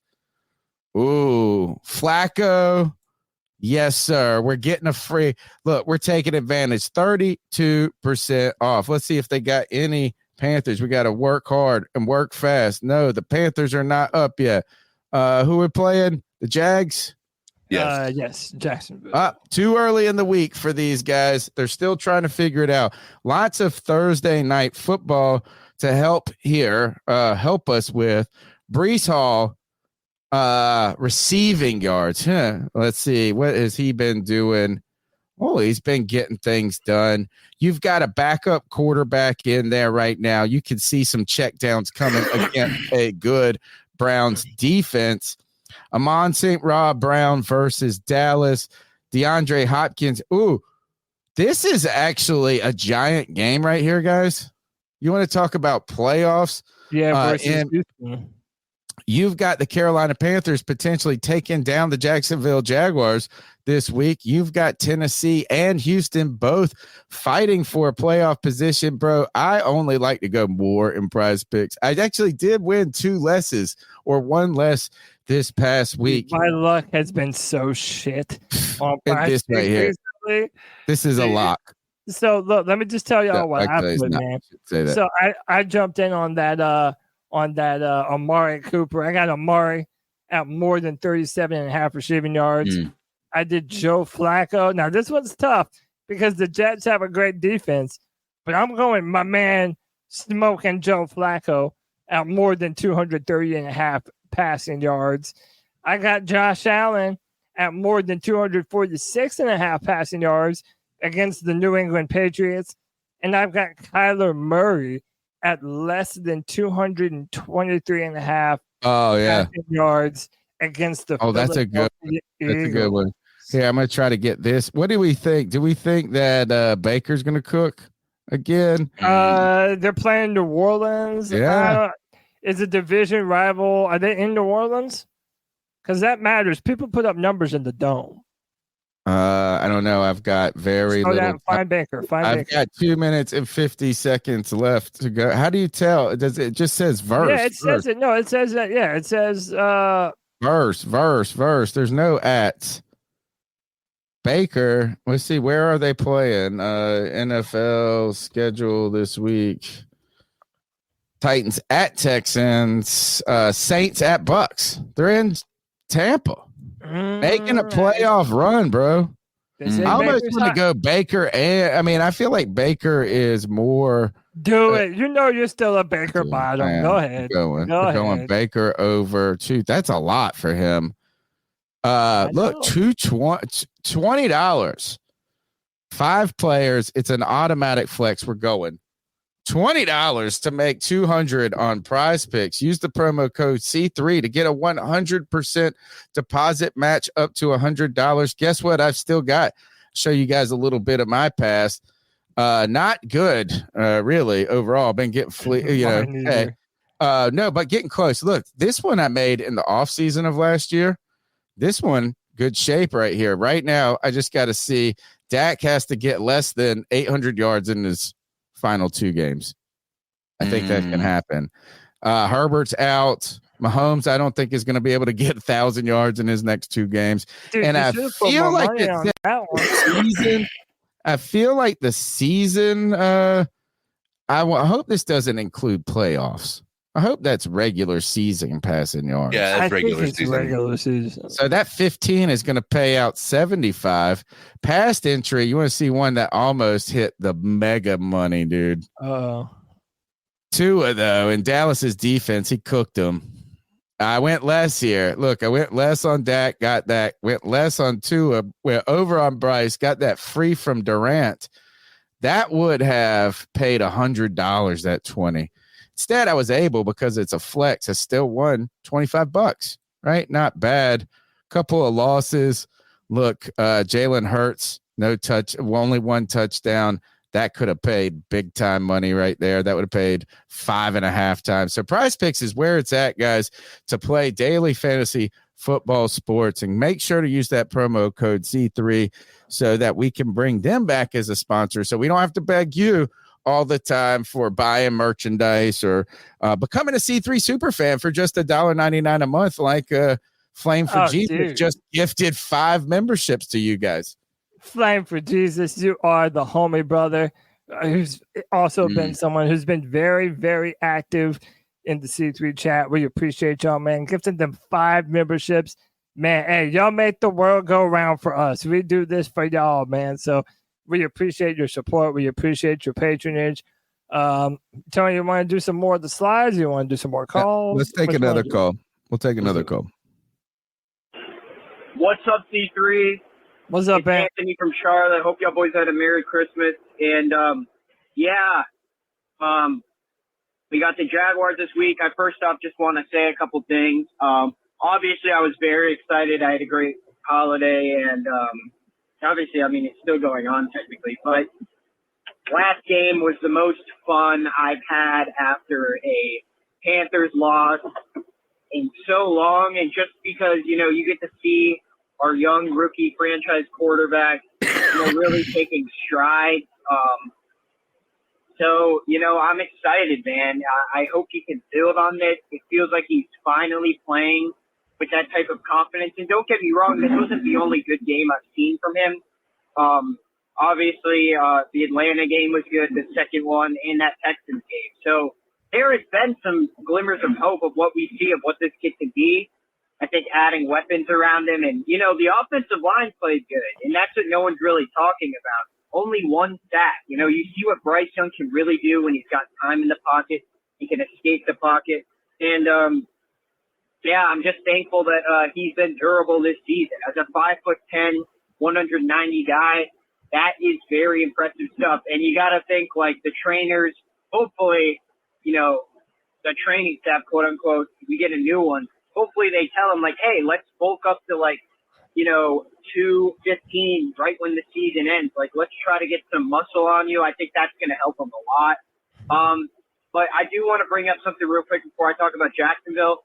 In that article, the Hunger Games article that came out, Diana Racine and Joe Person were saying Frank Reich wasn't really pushing Bryce Young and telling him what he needed to work on. And that's what you need to do as a coach. If Bryce Young is doing the wrong things on a repetitive basis, then someone has to work with him to try to. Oh, sorry, I'm driving in a freaking rainstorm right now. But the coaches have got to be able to tell him, hey, we need to work on this, this, and this. And I'm glad that Frank's out the building because it seems like, hey, Thomas Brown, he has no reason to stay around and help this young kid. He's already fired. I mean, confirmed by his wife. Like, you can tell that, he's finally letting him be Bryce Young. And I think that's the biggest takeaway on the Jacksonville. Wow, those boys have been sucking ass for the past 3 weeks in a row. I don't even think Trevor Lawrence is going to play. I really do think we can get the win this week. Let's go into Jacksonville and kick some ass and continue to see strides from Bryce Young. Anthony from Charlotte, give me your thoughts. Keep motherfucking pounding. Hey, my dog. And keep pounding. By the way, my guy Flames for Jesus, I love this comment. He says, these guys are great. I love this podcast. We have built a family here, not just a podcast. That's the goal, man. C3 family. We're here year round, man. We're here for Panther fans all the time. But Tony CK, to kind of go off of Anthony's call, there's a lot of optimism right now. And if you're a Panther fan, you should be justified to be a little optimistic. So, one, we know this. Trevor Lawrence, like Anthony said, has been banged up. I mean, literally for the past 3 weeks, he's been banged up.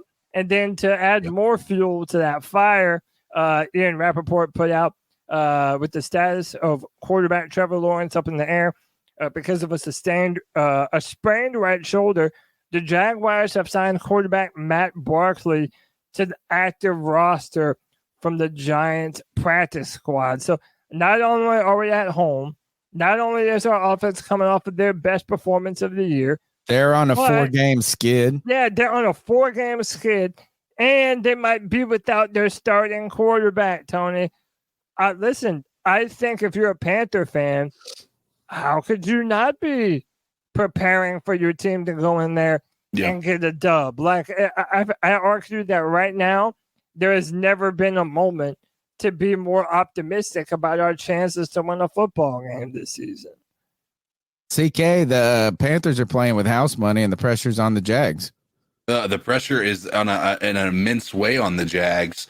Now, this is certainly the type of game that the Panthers have lost in the past, even in this season. But I tell you what, man, it's after what we've seen and what we've been asking to see from Bryce Young in this offense. I mean, there's not much more reason to give me as to why I think this team could possibly come in here and get a dub, and maybe even a convincing dub. Like, not even like just a dub, like a dub that's got people questioning whether Trevor Lawrence is even, if he ends up playing, if he's even going to be able to continue to play at a high level or not. Well, the one thing is I wouldn't go out there and necessarily be ready to put a bunch of money on the money line for the Panthers to win any game, given the fact that they've just been so bad this year. I mean, it's like, one thing is if we're making picks and forecasts and there's no money on the line, then I'm definitely picking the Panthers. I picked the Panthers against Packers this week, and they would have probably covered. I don't know what the line was on that game, or I don't remember. But the Panthers are playing with house money. I thought we really, if the Panthers would have won that, they could have won this Green Bay game, right? So the only thing that kind of prevents me from saying that the Panthers aren't going to do it is just they haven't won many games this year. Right. But here, I'm not a betting savant. But right now, the Jags are 7-point favorites against the Panthers on DraftKings. Yeah, I feel like that's rich, bro. And to add to that, rich. I want to go put some money. I'm texting my boy right now. Tony, they said that it'll knock down 4 points if Trevor isn't there. So even without he Trevor, wasn't supposed to play in this last game either, and then all of a sudden he was available. Right, but that's what I'm saying. If you have Trevor, that accounts for 4 points. So what they're he's saying got is, a sprained knee, a concussed head. Is he really going to be even able to play, or is that's a great question. Even if he does play, you're talking about a quarterback that's injured. Look, especially with, well, I was about to say if you're the Jaguars, maybe you just shut them down anyway.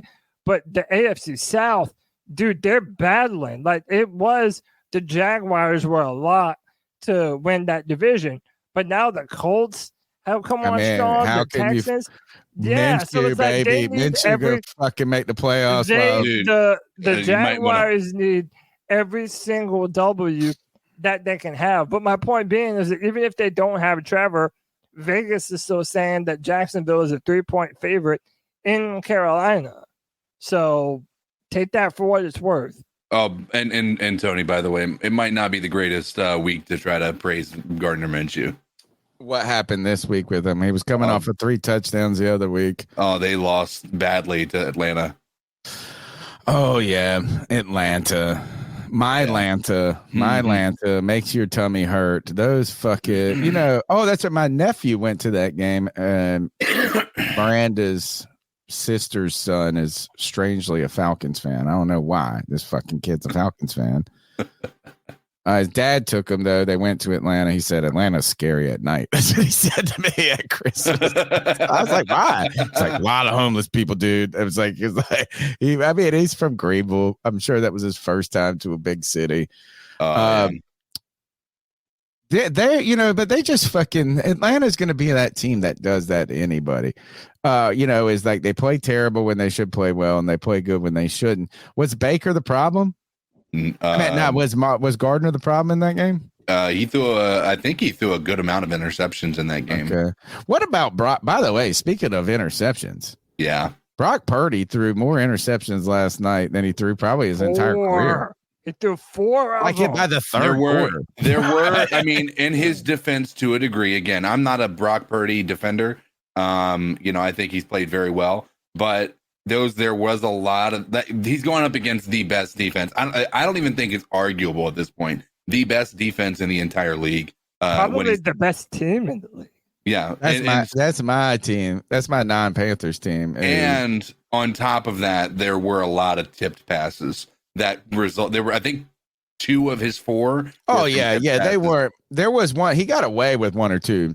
Sure. Okay. As well, there was one interception that should have been made. So they're like, you're right. Is some of these are kind of stats that make you look their worse than the actual play on the field was. But there was also some plays. Are they the best defense, or are they just playing the best?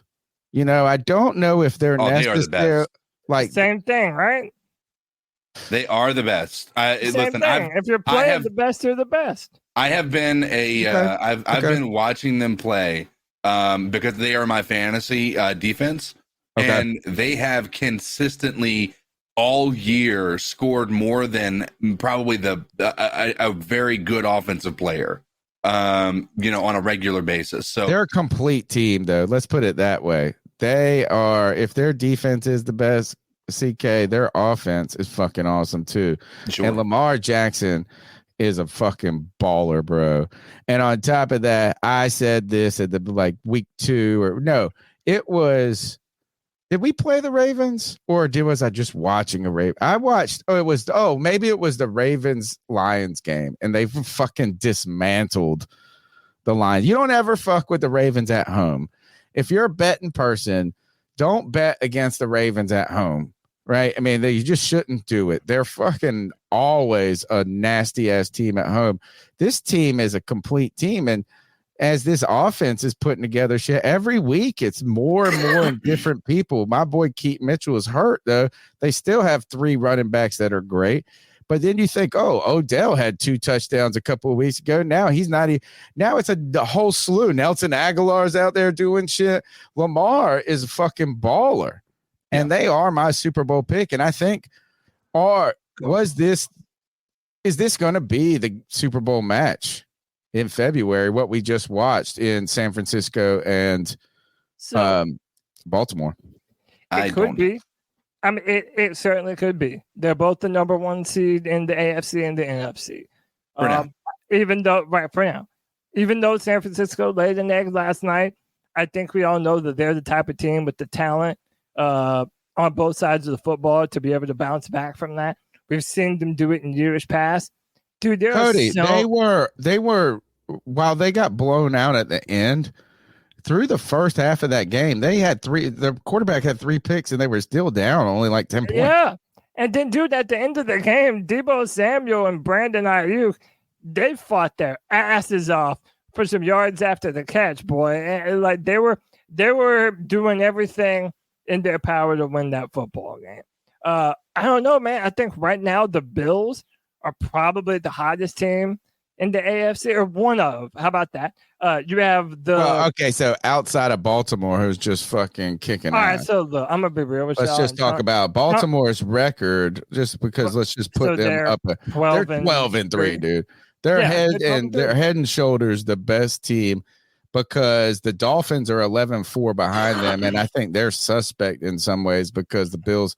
So like you're saying, so outside of the Baltimore, who isn't hot and cold, right? I mean, Baltimore and Cleveland have just been steadily winning games all season. Dude, so it's funny because we're both going with the rivals here. You're on Team Baltimore. Bro, how about them Browns, baby? Look, I put this on Twitter. The Super Bowl that I'm hoping for is the Browns and the Lions.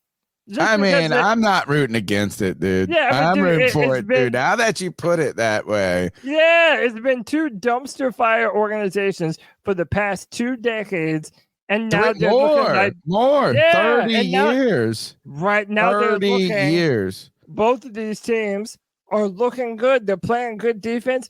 Dude, Joe Flacco is one of the coolest stories of the year. Oh, the guy, dude, the guy. But dude, he was on the sofa 4 weeks ago, and now he's coming in and he's breaking records for the Cleveland Browns. Dude, have you seen what him and Amari? Dude, have you seen what him and Amari? He put up 368 this past week. 374, 311. Holy shit! He has 300-yard plus games. Dude, 2 of them over 350. Dude, not only is Joe Flacco fresh off the couch, but he's playing maybe the best football since the last time they won a Super Bowl MVP. Oh, yeah, this is the best football he's played. And how about this? Fuck you, Deshaun Watson. Take that. And Rashard Mendenhall. How about Rashard Mendenhall? You're going to draft a white and black team right there. Well, you get Deshaun Watson. We get Joe Flacco. Dude, I'm saying this. Joe Flacco is really giving that Browns team some hope right now, man. They have a real connection. How about this? He's gotten the most out of David Njoku out of any Browns quarterback. Now he's starting to look like an elite tight end. Amari Cooper is one of the only receivers since Terrell Owens to have 3 games over 250 receiving yards. What? Yeah, that many? Yes, dude, he had 250. I have not been paying enough attention to this story because I just find the Browns boring this year. No, and dude, they still have one of the best defenses in the NFL. Oh, he had 265 in the last game. Dude, that's fucking okay. Then he had 109 the game before. I said 256. I thought you meant he had 2 games in a row where he did that. That's still balling. 11 catches. He had 11 catches for 265. But he also did the same thing with Dallas. He had a similar stat when he was with Dallas. Oh, okay. So that's what I'm saying. That's a fucking nasty ass number. That's what I'm saying, dude. That's why I want the Browns. What did I get him in prize picks? That's my AFC team, bro. That is my AFC team. That's what I'm pulling for. Okay, what does prize picks know that we don't know? They giving you a discount 37.5 yards, and this man had 260. Why isn't that number 98 this week?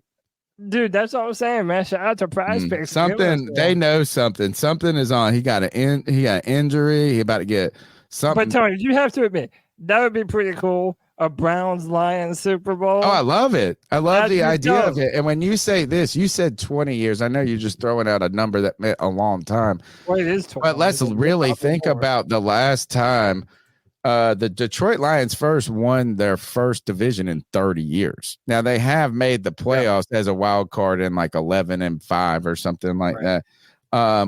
When was the last time the Lions went to a Super Bowl? Ask Jeeves. They've never been to a Super Bowl. They've never been to one? They've never been to a Super Bowl. All right. And when was the last time the Browns did? The Browns have also never been to a Super Bowl. Or not in the modern era. No. So they holy shit. Then that makes it even fucking crazier. Not only they not want no, this needs to be the game. I know. Do you think America would watch it, CK? Oh, dude. Obviously. Yeah, but it wouldn't be. It's Ohio versus will the Michigan. feel-good story extend to people that are just mediocre football fans? Yeah, I think so. I don't see why not. I mean, here's the thing is they're when you look at those franchises, they're not mediocre franchise fans. Like those are the most dedicated fans in the entire world, and they still have a large following. The Browns following is wild when you look at their lack of success over. They're so nice too. I don't know, man. When Baker got moved over to us, I didn't feel like we had very many nice Browns fans coming over. I guess maybe. We did have some cool ones come on the free for all that were cool. Yeah, remember they would come in and hang out. I think the only reason. How about this? I only have one anecdotal story outside of this podcast when it comes to the Browns, and that there are 3 bars that are our watering holes. I call it the Bermuda Triangle of where we live at. Like they're the 3 closest. Like one's got really good food, one's got the good drinks, and one's the late night one, right? The middle one, AJ's, that's the place where Browns fans come in, and it's like they have a little sign on the wall that says this is the Browns bar. Like, so they just made it their bar, right? And they just show up in the restaurant part. They decorate. They do all this. I'm like, damn, y'all so sweet. Like, y'all know you suck, right? And they all be happy for week 1 and 2. And they're like, oh, man. Dude, they're just they're adorable. They're adorable is what I They've been through it. And again, the resilience. Like when you see a Browns fan, you're like, dude, you know that's a fan. How did they get that way and never have been to a Super Bowl? We're wondering, CK, they if did. the Panthers. Before the modern era, like before it was. No, that's 1964, bro. So no, that doesn't.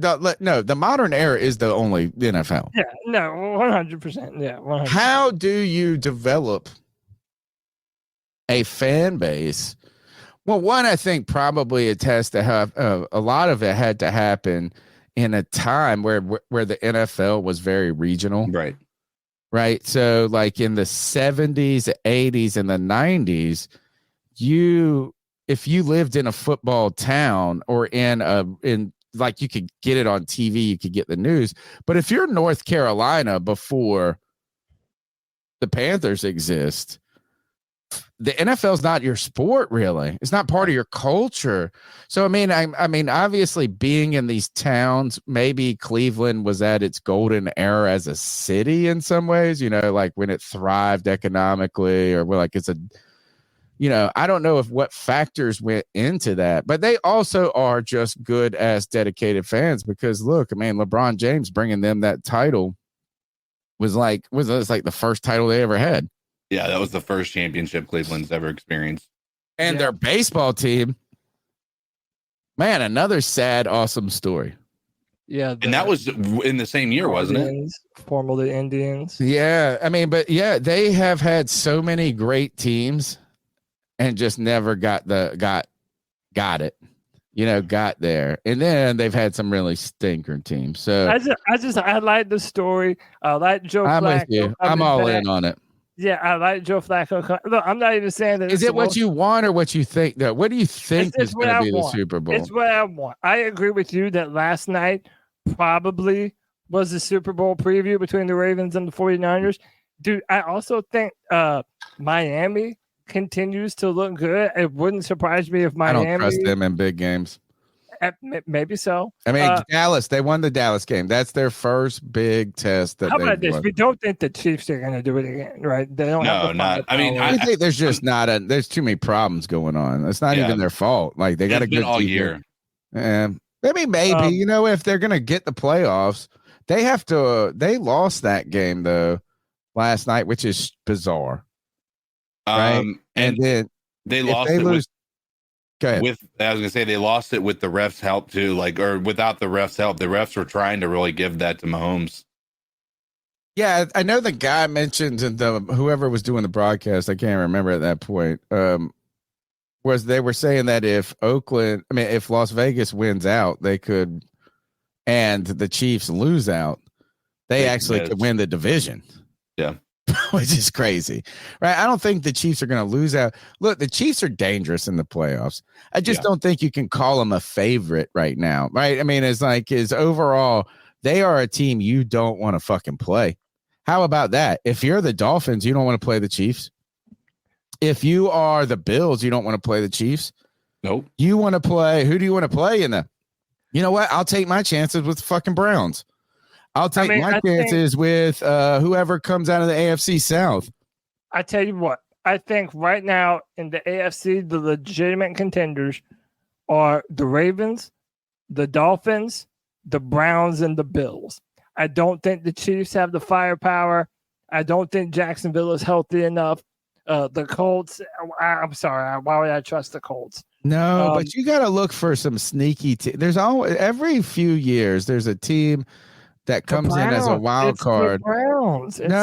Oh yeah, because they're not going to win. That's a wild card team. Maybe they might. How about the Rams, dude? I don't want to play the Rams right now.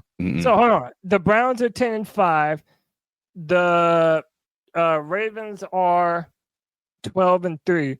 So theoretically, if the Browns won the next two, and let's just say the Ravens lost the next two, then the Browns could win the division. Imagine having to fucking play the Ravens as a wild card, like you're like Indianapolis, and you get the Ravens.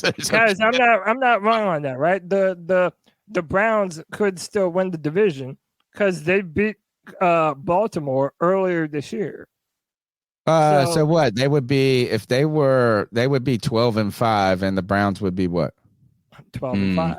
12-5. Yeah, I mean, we'd have to go through the let's just say it's like not out of, like, it doesn't have a clinch, right? Beside the Ravens, right? The Bills, they can't win their division, right? I don't want to fuck with the Rams. Oh, they can. The Bills can win the division because they beat the Dolphins already. Yeah, maybe. They're 11-4. All right.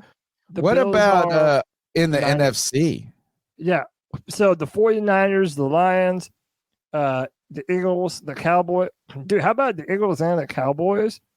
Like, they've kind of fallen off to me. Do you think that is okay? What do you think about that fall off? Do you think whose fall off is more suspect? Who is the team that losing these games is actually shows who they are. CK, I don't know about you, but I would say Philly. I would say their lack of offensive potency after losing Shane Steichen to the Colts. It's concerning. I don't think they also have that type of offensive attack that they had last year. The Eagles are 1,000% the ones that I would say are the frauds right now. Even people are going to point to them, getting back right, and because they lost 3 in a row prior to this game against the Giants. The Giants, who, by the way, and no offense to Muscles Marinara, the old DeVito ended up. Yeah, he is having a comeback down to earth moment the last 2 weeks. Last night wasn't any exception. Tyrod Taylor came in, and that Tyrod Taylor fucks up everybody's life, man. He does this at the end of the season. He's like PJ Walker. He came in and he sparked a fire in that offense and almost gave them a shot at winning that game. Had the Giants had a defense capable of stopping anything the Eagles had. And I'm not ready to give up on the Eagles, dude. I'm not saying give up on them, but to say that there would be zero concern for them would be right. It's almost as bad, in my opinion, as the situation with the Chiefs. Do you trust the Lions or the Eagles more? And I would say this: if the Lions and the Eagles played each other, I'd pick the Eagles. Yeah. I trust. Have the Lions won a big game? I know they're every other week winner too. The Packers. I know they lost to the Packers. The Ravens dirt stomped them earlier in the year. The last couple of weeks. All right, here's they beat the Vikings 30-24. They beat the Broncos 42-17. They lost to the Bears. They beat the Saints. They lost to the Packers. They beat the Bears. They beat the Chargers 41-38. They beat the Raiders. I don't know if the Lions love the fact that they've won 11 games. I think there's a lot of good parts there, but I think the Eagles are a better team. Yeah. Pound for pound, I think the Eagles are a better team. Even though the Lions have some cool weapons on offense, they're still young. I wouldn't be mad if you said, yeah, Philly is the team that they're going to, once the playoffs come around, they're going to play playoff football. The defense is going to show up, and they're going to do their thing. I wouldn't be mad at you for that. The Cowboys have the parts too, man. But look, let's look at the NFC. By the way, look at all the teams still on the bubble, which is just... This is all crazy. Yeah, are we actually going to see the Bucks make a run in the playoffs? Yeah. I don't know. Make a run to the play. I mean, they're getting hot, dude. They're fucking. I'm already willing to say that Tampa Bay is going to win the division. Oh, they will win the division. He's talking about. Do you think they'll make a run in the playoffs? Like, could they be a feel-good story? I mean, they kind of are at this moment. They're not great. They would have to play whoever number 7 is. I don't even know how they do. How many wild cards are there? Are there 3 now? There's 3. There used to be 3 for each division, right? So for each conference. 1, 2, 3. The Bucks are 4. The Cowboys are 5. The Rams are 6, and Seattle 7. Look, another team that's playing good football, like Al the Sailor said, is the Rams. They've really, but the Rams, man, dude, they have Cooper Kupp playing well. Puka Nacua has been a sensation this year. They're running the football. Whoever their running back is always fucking good, no matter who it is. Sean McVay is still one of the very best coaches in the NFL, and this is probably one of his best years coaching as well. And they have a veteran quarterback in Matthew Stafford, won a Super Bowl. Yeah, the Rams to me are like the equivalent of the Browns. They're not going to win that. They're probably not going to win that division, but you do not want to see that team in the playoffs. I don't want to play the Rams, right? I think the difference, but I'd rather play the Browns than the Rams. And the reason being is the quarterback.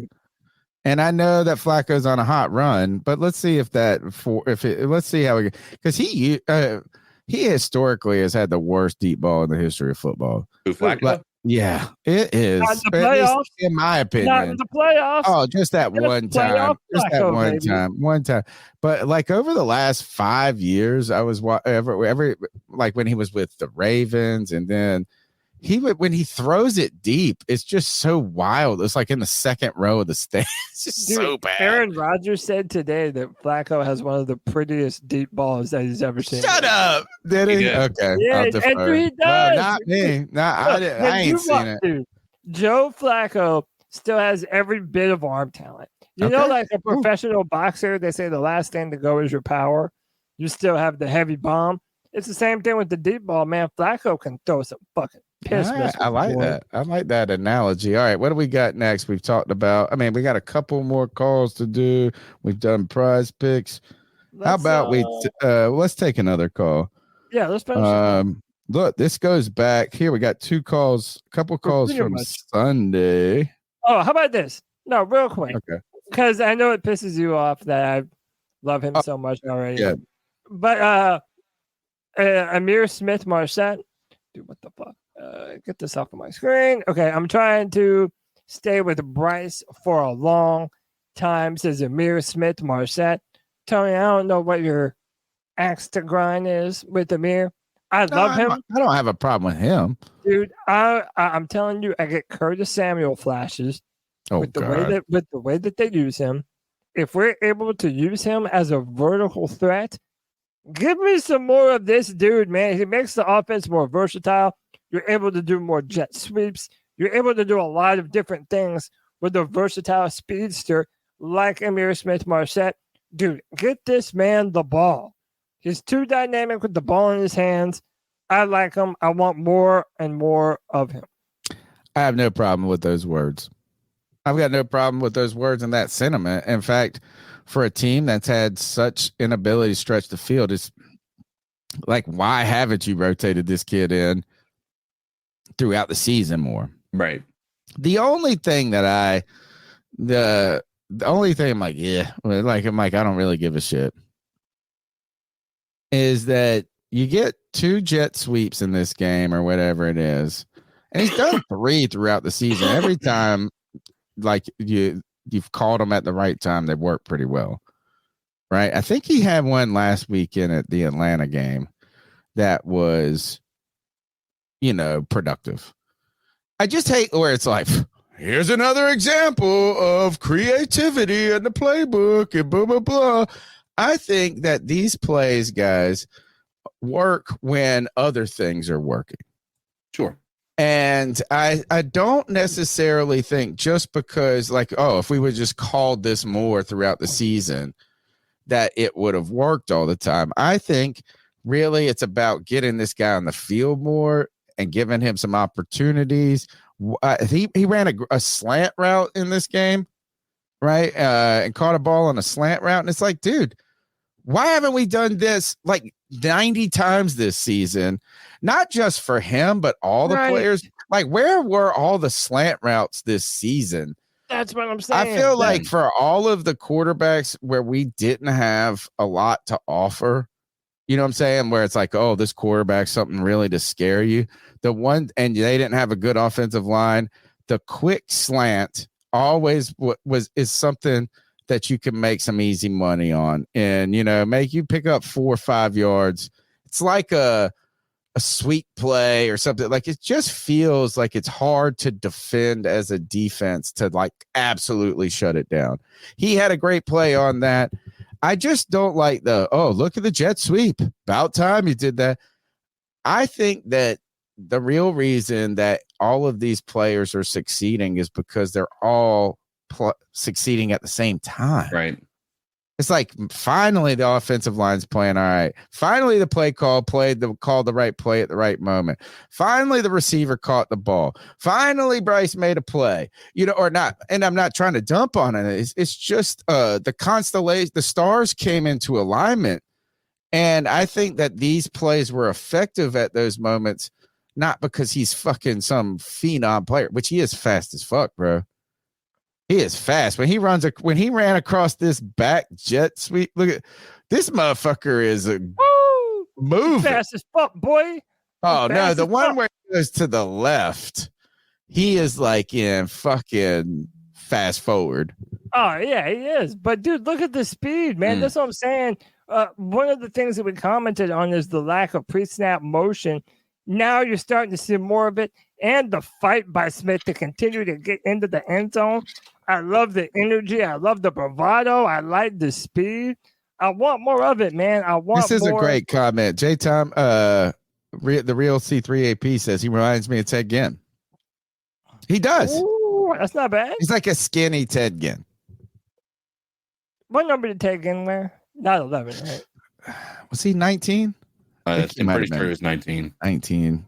Ted Ginn. Yeah, it was 19. Like one of those players I hated, but I'd fucking take him back right now in a moment. Oh, all right. All right. So you want to take that call now? Yeah.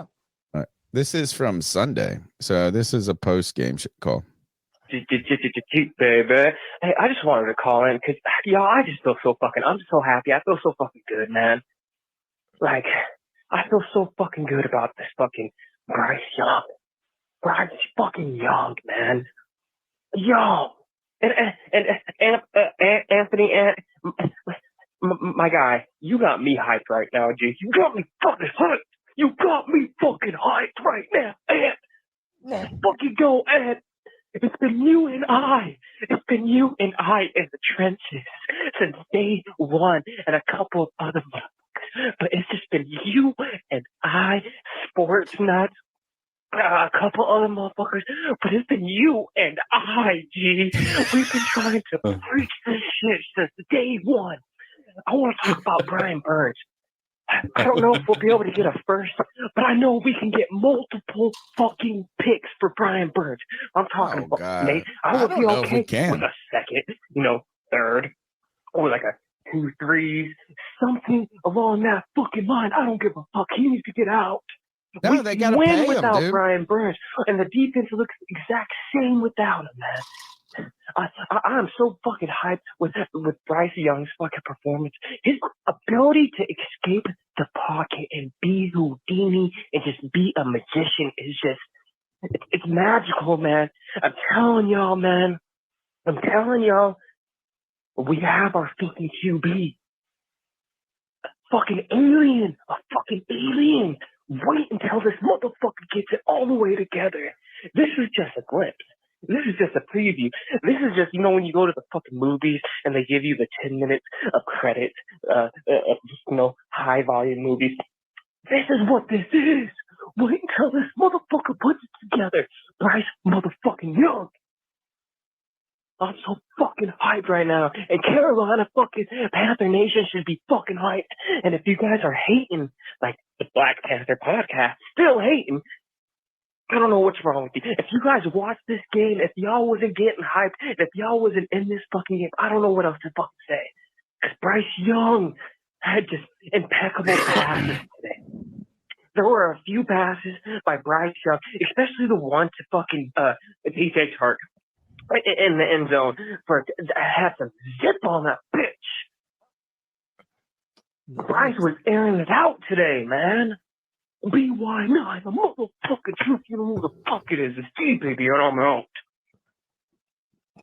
G, baby, happy as hell. I don't know why you wouldn't be, man. Look, this is the game. This is what we all wanted to see from Bryce. And Tony, I'm going to play this throw that Bryce made at the very end of the game when the Carolina Panthers were trying to drive. Dude, look at this throw from Bryce. Like, easily one of the best throws this year. Like, right, just on the money, right to DJ Is that Chark. a throw, though, that an NFL quarterback shouldn't be able to make, though? Yes, but it's from the near. It's from the. I mean, the he near should be able to hash. make this throw. Yeah, from the near sideline to the hash. But let's be real. Earlier this year, we've seen a lot of these throws miss high. Well, look at the time. Look at it. Look, no pressure. Yeah. I think, too, this is what I love about the Bryce Young ball is that Tom Brady loop to it. Like it's like got a nice arc to it. So Like, I don't think he has incredible arm strength. He right? doesn't. I don't think it's underwhelming, though, right? Where it's like a liability. I just think that sometimes, like, that throw right there is better than being able, if you missile it in, the guy picks it. You know, that kind of dropping it in the bucket. But really, this is about time. Look, that might have been the cleanest pocket he had all season. Well, they were only rushing 3, to be fair. Yeah, they were rushing 3. But listen, so one of the things that we've had to come to terms with as, Panther fans, with Bryce Young being our quarterback, that you can have a quarterback be successful that doesn't have elite arm talent. And we knew this before the season started. Like, if he is a game manager, according to Cam Newton. And by the way, like, people shit on Brock Purdy. I feel like Brock Purdy has played very good for the 49ers, all things considering. And I think in that you're going to want to build a team for Bryce in that same archetype. Like, you're going to want to build a similar type of offense and a similar type of structure. I think you would want to do that too if you had a game changer. My only point is that, like, I don't think Cam Newton on that team is. Right, I think that's what you do. Like, I think a game changer, those guys that are like Cam Newton's, what they allow you to do is sacrifice some things and get by, like you're doing what the Chiefs are having to do right now with Mahomes or something. Sure. Is that everybody would want that fucking weapons that, of course, they have. But when I say that, what I mean is, like, I've said this all year, so I'm consistent, if anything, that if you're going to look for a successful blueprint on what to do for Bryce, it's 2 teams. It's the San Francisco 49ers and it's the Miami Dolphins. They have a lot of speedsters and the guys that you would consider yards after the catch receivers. So even if you're going to be affecting the middle of the field more often and not pushing the ball deep, you have guys that all you have to do is get the ball in their hands and they're going to be able to do the rest. They're going to make plays happen. Those are the types of guys that you want to put around Bryce Young. Now, and for the San Francisco 49ers, it's almost like we don't even remember that they have so many of those players because Christian McCaffrey has been arguably the MVP of the league. Right? It's like those guys are actually having down years in so many ways. Comparatively, yeah. Like, is like just statistically, but you have, like, that's how you win deep in everything. But look, is everybody wants a great team? You know what I'm saying? Is certainly, I mean, obviously, is Tua's going to thrive better. Look at what Dak's doing. Well, they have so many now, they're starting to hit so many strides as a complete team. Yeah. For me, when it comes to, I did get irritated. I guess I'm already irritated by the never-ending Bryce conversation. Is like, well, this play shows that he's a bust. This play shows that he can do anything, right? And like they go, is like, so I immediately see after this game, let all those people about the arm talent. What about this throw? And I go, first of all, these are all throws that NFL quarterbacks should physically be able to make, right? If you can't make these throws, you actually don't have the. It's never been that Bryce doesn't have a capable arm.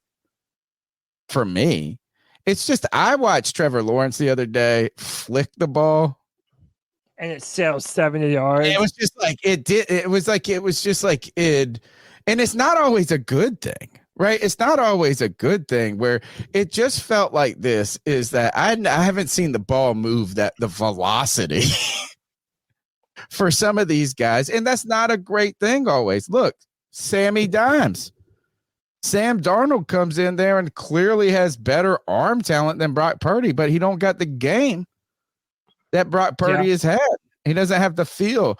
And Tom Brady never had a giant arm. I mean, Tom Brady could throw a deep ball. There's a difference between throwing a deep ball and having a giant arm because I've been saying this all year. The zip of the football into tight windows is the true definition of arm talent. There have been a lot of deep ball throwers that didn't necessarily have the best arm, No, But it's timing, feel. They let the ball run. They let the guys run under it, and distance is not always like. Some of these guys throw a deep ball on a rope, like Jeff George. Cam Newton was this guy. Like, Cam Newton's ball never kind of came down like this.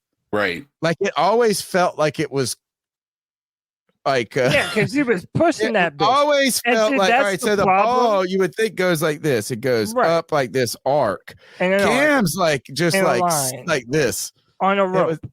On a frozen rope. And by the way, it's one of the problems where when you have a hammer, everything looks like a nail. That's why those big arm quarterbacks that have that arm talent, Tony, you remember I would always say it looks like Cam Newton is trying to throw the ball through their chest. Yeah. Like it's trying to put a fucking hole in their chest. Well, I think that's where sometimes the guys with less arm talent, they have a little bit of advantage because they have to be more touch and timing kind of throws. And they don't break their wide receivers' hands. There were so many times that Cam Newton would throw a missile and the guy was like 5 feet away. Yeah, like why did you even throw it that hard? But this is a good throw by Bryce. It's about a 20-yard pass, and it's in a hole, man. It's literally right between a corner and the safety. Good. I mean, again, a lot of the he's a short Alex Smith, dude. A lot of these throws that we are seeing, they weren't necessarily completed earlier in the season. So the fact that we're seeing a little bit of growth, that we're seeing it's wonderful. The fact that we're seeing more aggression from Bryce is what I'm really, really excited about. He's playing with more confidence. The team is playing loose now because they have nothing to lose, like CK said earlier, is that you have a team right now where everybody's getting fired. Oh, how about this one? We got to play this one. Go ahead. But, this has really only been a confidence thing for me with Bryce. Right. I mean, and wait, hold on. Let me say this in the team surrounding him. But the team surrounding him started, you guys said a month ago, he's doing things he didn't do at Alabama. Right. It was like this is him. This is a off platform. This is all the stuff. This is the touchdown. This wouldn't have been completed earlier in the season. No. And he would have gotten chased down right here. He got chased. Look, he escapes the pocket. DJ Chark looks back and sees that Bryce Young's having finally. DJ Chark got a brain on him. Yeah, look, he runs to the sideline. This is perfect. These are the types of throws that we were not expecting from Bryce because we haven't seen them all year. And then Bryce makes a great play in the back of the end zone on the run to DJ Chark. These are the plays that we were told that he made all the time on a routine basis. Yeah, exactly. And we hadn't seen that. And this still isn't even a great play if you think about it. It's a broken play. Well, right, but those are the plays that you're going to have to make in the NFL. Josh Allen makes those plays. Lamar Patrick Jackson's Mahomes the best in the plays. business. Lamar Jackson makes those plays. The best quarterbacks in the game, they make those off-platform type of throws, and that's what Bryce has been able to do. And again, if we have been hard on Bryce, if you think any of us have been hard on Bryce, that's fine because we hadn't seen this type of performance. But now we have, and now we have a bunch of praise to heap on Bryce. If you remember before the start of this season and last season, we've had the mindset that everyone has to earn it. You're not going to get pats on the backs and flowers for anything that you've done before. Everything has to be earned from here on out. And now we're finally starting to see that. And I don't want to defend myself about this. I don't think I've been overly critical about Bryce. You don't take the heat that I do on fucking Twitter. Well, you go out there and you fight and you do all these. I'm just telling you this is that we had and I think I've been very consistent with my Bryce take. We have very high expectations, arguably too high of expectations from him. As things did not go well in Carolina, where it was clearly beyond a one-person problem, right? Is like, I mean, in fact, we put Bryce Young at like number 5 on the problem list for 8-9 weeks, it feels like. But at some time, as you continued to see, you didn't see some things good, you couldn't help but wonder and question about what was going on. And not only was this just going to be really what we were all scared of, and you know what, maybe we shouldn't, it's not over yet. You know, the Panthers go lay 2 stinkers out here and all of a sudden things are different, but we were just ultimately scared that the lack of belief dissipated. I mean, the belief, like optimism, belief dissipated. And the people though that said believe, just they were no wonder. You know why Bryce Young people got this? The Bryce G baby, the Anthonys. Do you know why Bryce Young did this on Christmas Eve? Because Christmas is about faith. Yes, faith. Sir. And faith is believing in things without evidence. Yeah. Right? That is what it is. That's 100% what it is. You know what? God bless them for their faith. Yeah, and look, hey, this was a Christmas miracle. They're going all out for the Carolina Panthers. That's why I've never been mad at them. But we can also be real. There were a lot of Bryce Young supporters that were even like, all right, dude. Yeah, starting to get worried. Even this is getting a little bit hard for me. By the way, this was my personal favorite throw of the game. Just a rail shot to Tommy Tremble. Wide open again, but you need to hit those wide open receivers. Let's look at what this offensive line does. How many are they rushing? 4. So, look, but they hold up. That's a pretty ass pocket right there. What's Icky doing? Icky's getting worked a little bit. Dude, Taylor Moton, Icky handled that. Taylor had a bad game. He had missed one big play. Yeah, I mean, look, this is what we wanted. About 25 to 30 yard pass, dude. That's one of my favorite ones, man. Guys. No one believed that Bryce couldn't do this. We just started wondering why it wasn't happening, and it was reasonable to want. And by the way, now I also think that we're looking at Frank Reich, even with a different set of eyes. Like maybe it's possible that he was the problem, that he was never sold on this quarterback, and that David never forced a quarterback on a coach that didn't want him. I hate that too. That was one of the reasons. I'm so sad the Frank Reich story didn't work. That was one of the reasons why I was so loud about it, because in my mind, that's how much of a problem that it was, that you had an owner that was going to push a quarterback on a coach that didn't want him. Now that he's out the door, now that you start to see how to build around him more, now I want you to go out and find the guy that loves Bryce Young as much as G Baby does. Well, now you do. As much as Anthony does. You better. Yeah. That actually is how you get the Panthers. That should be the number one question. Like, so when I do interviews at work or something, I feel like there's certain questions that I zero in on. So it's those responses that are the most important to me. Not most, but I'm like, hey, this is telling. This is my question. Basically, it's like, the first point of this person's presentation is Bryce Young is going to be a fucking star in Carolina, and I'm going to make it happen. Like, I'm like, now I'm listening. By the way, that should be the number one fucking thing that the guy sits down and says. By the way, I hear people in the chat room clamoring for the film room. It's coming back this week. This Thursday, we're doing the film room. Can I get in on it? You absolutely can get. I'm off work this week. Hey, dude, it's kind of your channel. You don't really even need that. I know, but dude, for sure, we want you to be a part of it. We're gonna do it on Thursday, probably around sometime between 7 and 8. We'll do a live breakdown of the all 22 film. I'm gonna have my notes that go over the good and the bad.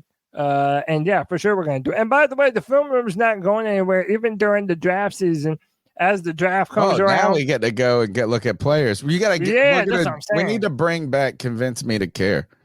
That's one of my favorite segments because I hate the draft. So you got to excite me about somebody. Oh, we're gonna do it. And by the way, so I've been able to live stream them because it's the NFL, and the NFL is actually pretty cool about the all 22. But once we go to the college season, they're pretty much going to be videos that are exclusively for our $199 a month members, because all the college film, they're off of other YouTube channels. Yeah, and even if you get the all 22, it'll probably take down they'll give you a copyright strike or something. So during the season, man, if you want to get in on some of these draft picks earlier than everyone else, some of these players, subscribe for $1.99 a month, man. And that will help us. Like White Chocolate Espresso is a subscriber there for $1.99 a month who's been at the ground level. I guess we've been doing it for a year. He's been in it for a year or 15 months. If we can continue to first, all the views are going to dip in the off season for every, not only channel, but just interest. And it's already started, to be honest. Sure. But if we can continue to keep that C3 Superfan Club in the off season and build that as the foundation going into 2024, I think it's going to it'll be a good platform, springboard for us to do a lot of things into going into the season here. Jay Thomas with the $4.99 love bomb says, hell yeah, for the film reviews. I'm excited to be part of them. Let's go to one more call from after the game. There's two. We don't have a ton of calls tonight, but we're not. I thought we were going to we were making good time, and then Tony just keeps interrupting. Yo, Cody, what's up? We still lost. But what's whatever. But like this, the previous caller said, it just looked different, dude. And good, man. Throw the ball, bro. Just throw the ball, bro. That's all you got to do, man. Just throw the ball. Who cares? I don't got shit much invested in this motherfucker. But where are all the power run throw the guys ball, at? dude. That's it. It's a loss. A loss is a loss, but still. But it looked different. It looked something similar. Oh, now you can say that it looks similar to Trevor Lawrence. I'm not going to say Peyton Manning because Peyton Manning's got him all the time great. But it looks similar to fucking Trevor Lawrence. Man, just throw the ball, bro. That's it. That's all you got to do. Let it go. Let it rip. All right, two things about this. Al is not, or a couple of things about this. This is Al, and he's not been a Bryce Young fan throughout the season, right? Let's just go ahead and be clear about that. Second, this brings to me two things. I continue to feel bad for Frank Reich. Why I feel bad for someone who got paid $40 million to coach 8 games or whatever it is befuddles me. But I continue to just think it's always like just the simple answer to me is suspicious. And I know pulling Frank Reich, this team has won one game under Chris Tabor under weird circumstances. They had this game, which was uplifting because we finally got excited about Bryce. But you just wonder, too, is like what would have, if somehow Frank Reich could have had 1, maybe 2 more wins earlier in the season that got him to this gel point? Because this is kind of a gel point to me, where it's just like finally the things that we wanted to be happening in week 3 and 4 are happening. It just happens to be week 15. Right. So I just feel bad for Frank Reich because I think he's going to be the easy target for why this just didn't work. I'm not going to feel bad because he's finally got a giant bank account. I think this is this is part moral victory, guys. This 100%. Game, I think, is moral victory. Yeah, it definitely wasn't a real victory. If we even won the game, I think it's still a moral victory. And that is, this was just a morale game for the fans, a morale game for the players, a morale game for David Tepper. And I feel bad that I think that Bryce, it's a morale game for Bryce. He needed this, man. Imagine the confidence boost. Feel Frank Reich a little patsy in this, though. Yeah, but a little scapegoat. He's a little Tony, Jack Ruby. He's a little Jack Ruby in this. Tony, I used to feel the way that you do. I really did. I've even said as much on this podcast. You went hard in the paint over it too. Yeah, but I feel like now I'm starting to, I was about to say walk it back, roll it back a little bit. Because what I'm saying is I'm looking at this offense just over the past 2 weeks. And again, we didn't score a touchdown against Atlanta, granted, right? But I have seen this team in 2 weeks do things that we didn't even think were possible in the previous 10. There is one difference, though, in this team. The team is different on one level, and that is the guards. Yeah. Like you have guards that have played 2 weeks in a row that have just been serviceable to good. And really, the 10 weeks before that, or whatever it was, 12 weeks before that, it was a rotating fucking ball of shit at the guard position. And I'm sure that Frank Reich, obviously had to answer for it.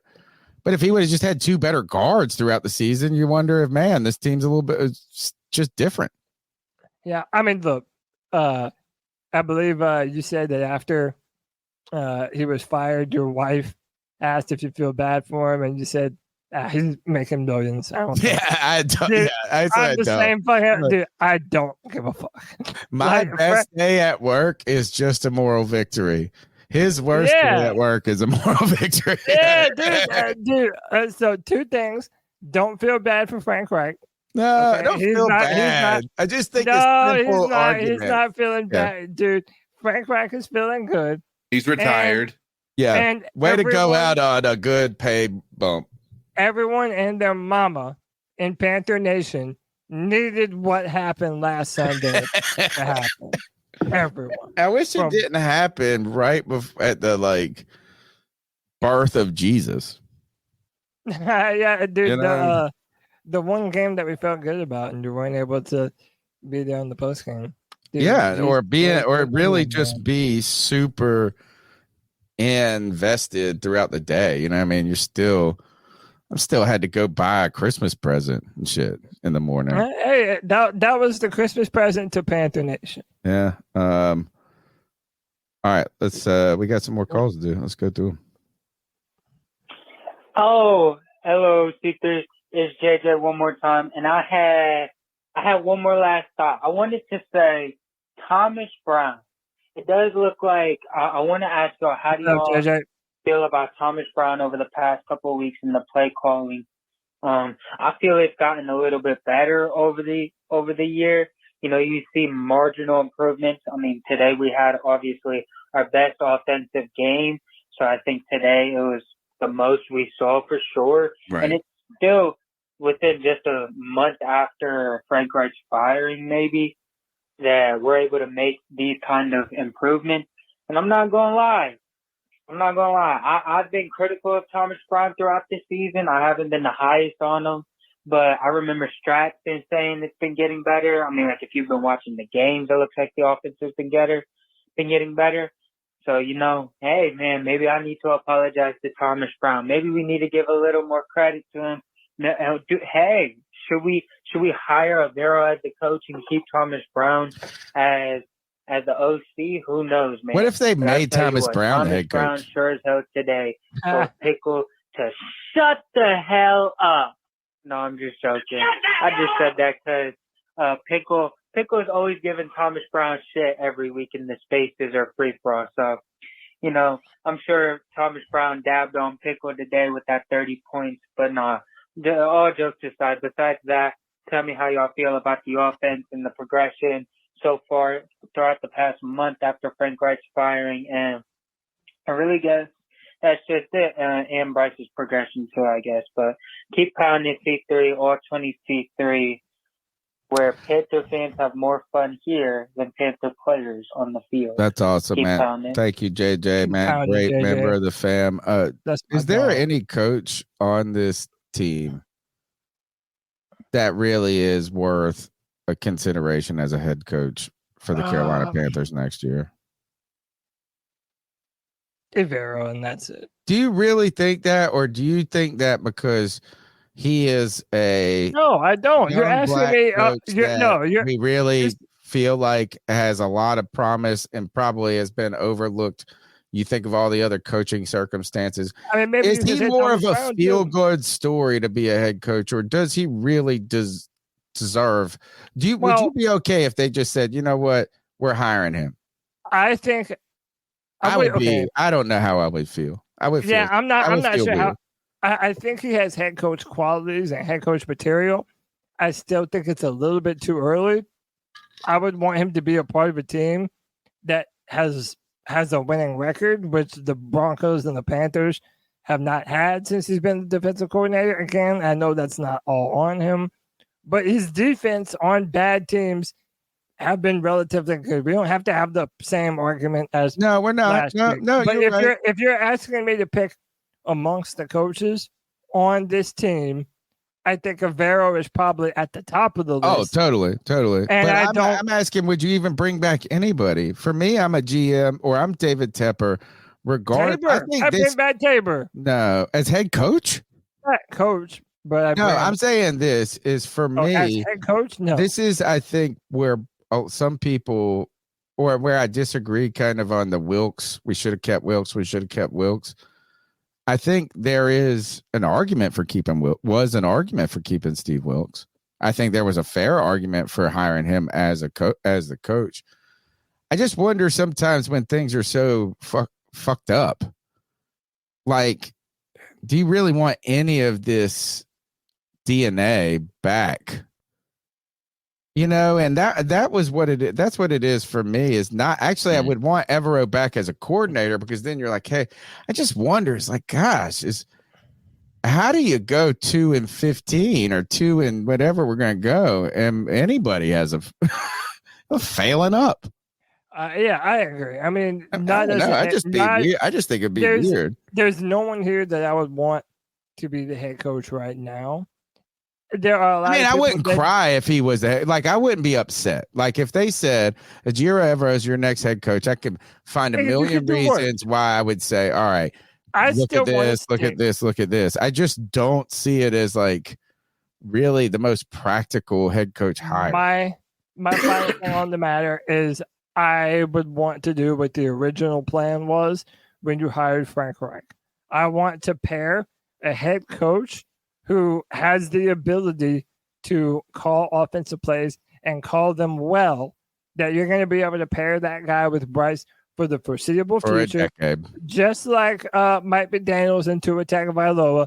That way you're not doing this thing where every time you have a good offense, now your play caller's out the door. Now you're replacing Yeah, do you think Detroit all of a sudden is going to be able to?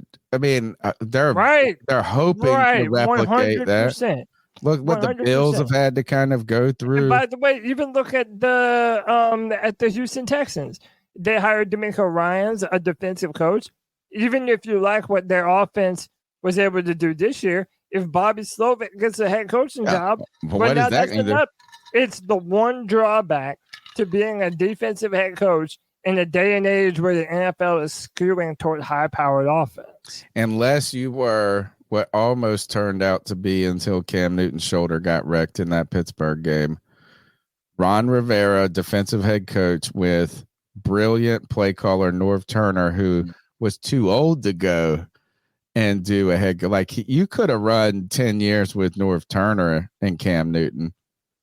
Oh, for sure. That's what I would have you know what I'm saying? That would have been a perfect another 6-year run where you go. Like that's the only way is you find a guy that you're just loyalty bank and the age and the timing is right.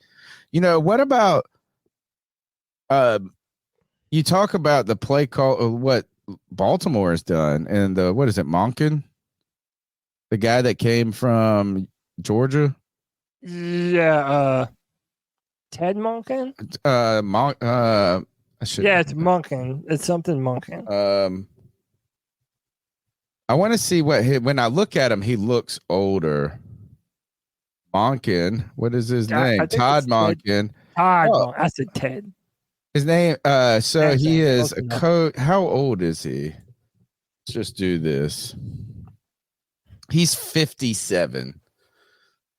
Ooh, I wonder if he could be in consideration. Ooh, dark horse name. Monken, who made the best out of Lamar Jackson. Maybe. Uh-oh. I'm on to something, folks. Let's go. Got a couple more calls. Hey, guys. It's the girl that makes him howl, a.k.a. Joey the Blind Panther. Looks like a somebody who actually ended up going to that game on Christmas Eve because of things that changed. I'm not going to get into it. But, hey, I ended up going to the game. I went again primarily to go to Roaring Riot, just to flirt. But, the game itself ended up being actually fun. The crowd was into it. The game, I mean, we scored 30 points on offense. On offense, we scored 30 points. And you know what? You know, it's something Tony would say, you know, especially now that this season is just gone. Like, there's no salvaging this season. You know, we're screwed. There's no salvaging this season. So the fact that even though we didn't win, the fact that Bryce Young and company were able to put up the points they did and have the outing that they did is almost as good as a win to me. I know it would have been fun to win this game, but it wasn't going to get anywhere. I agree. We were never going to get anywhere by winning this game. We're not going to get anywhere by winning the next two.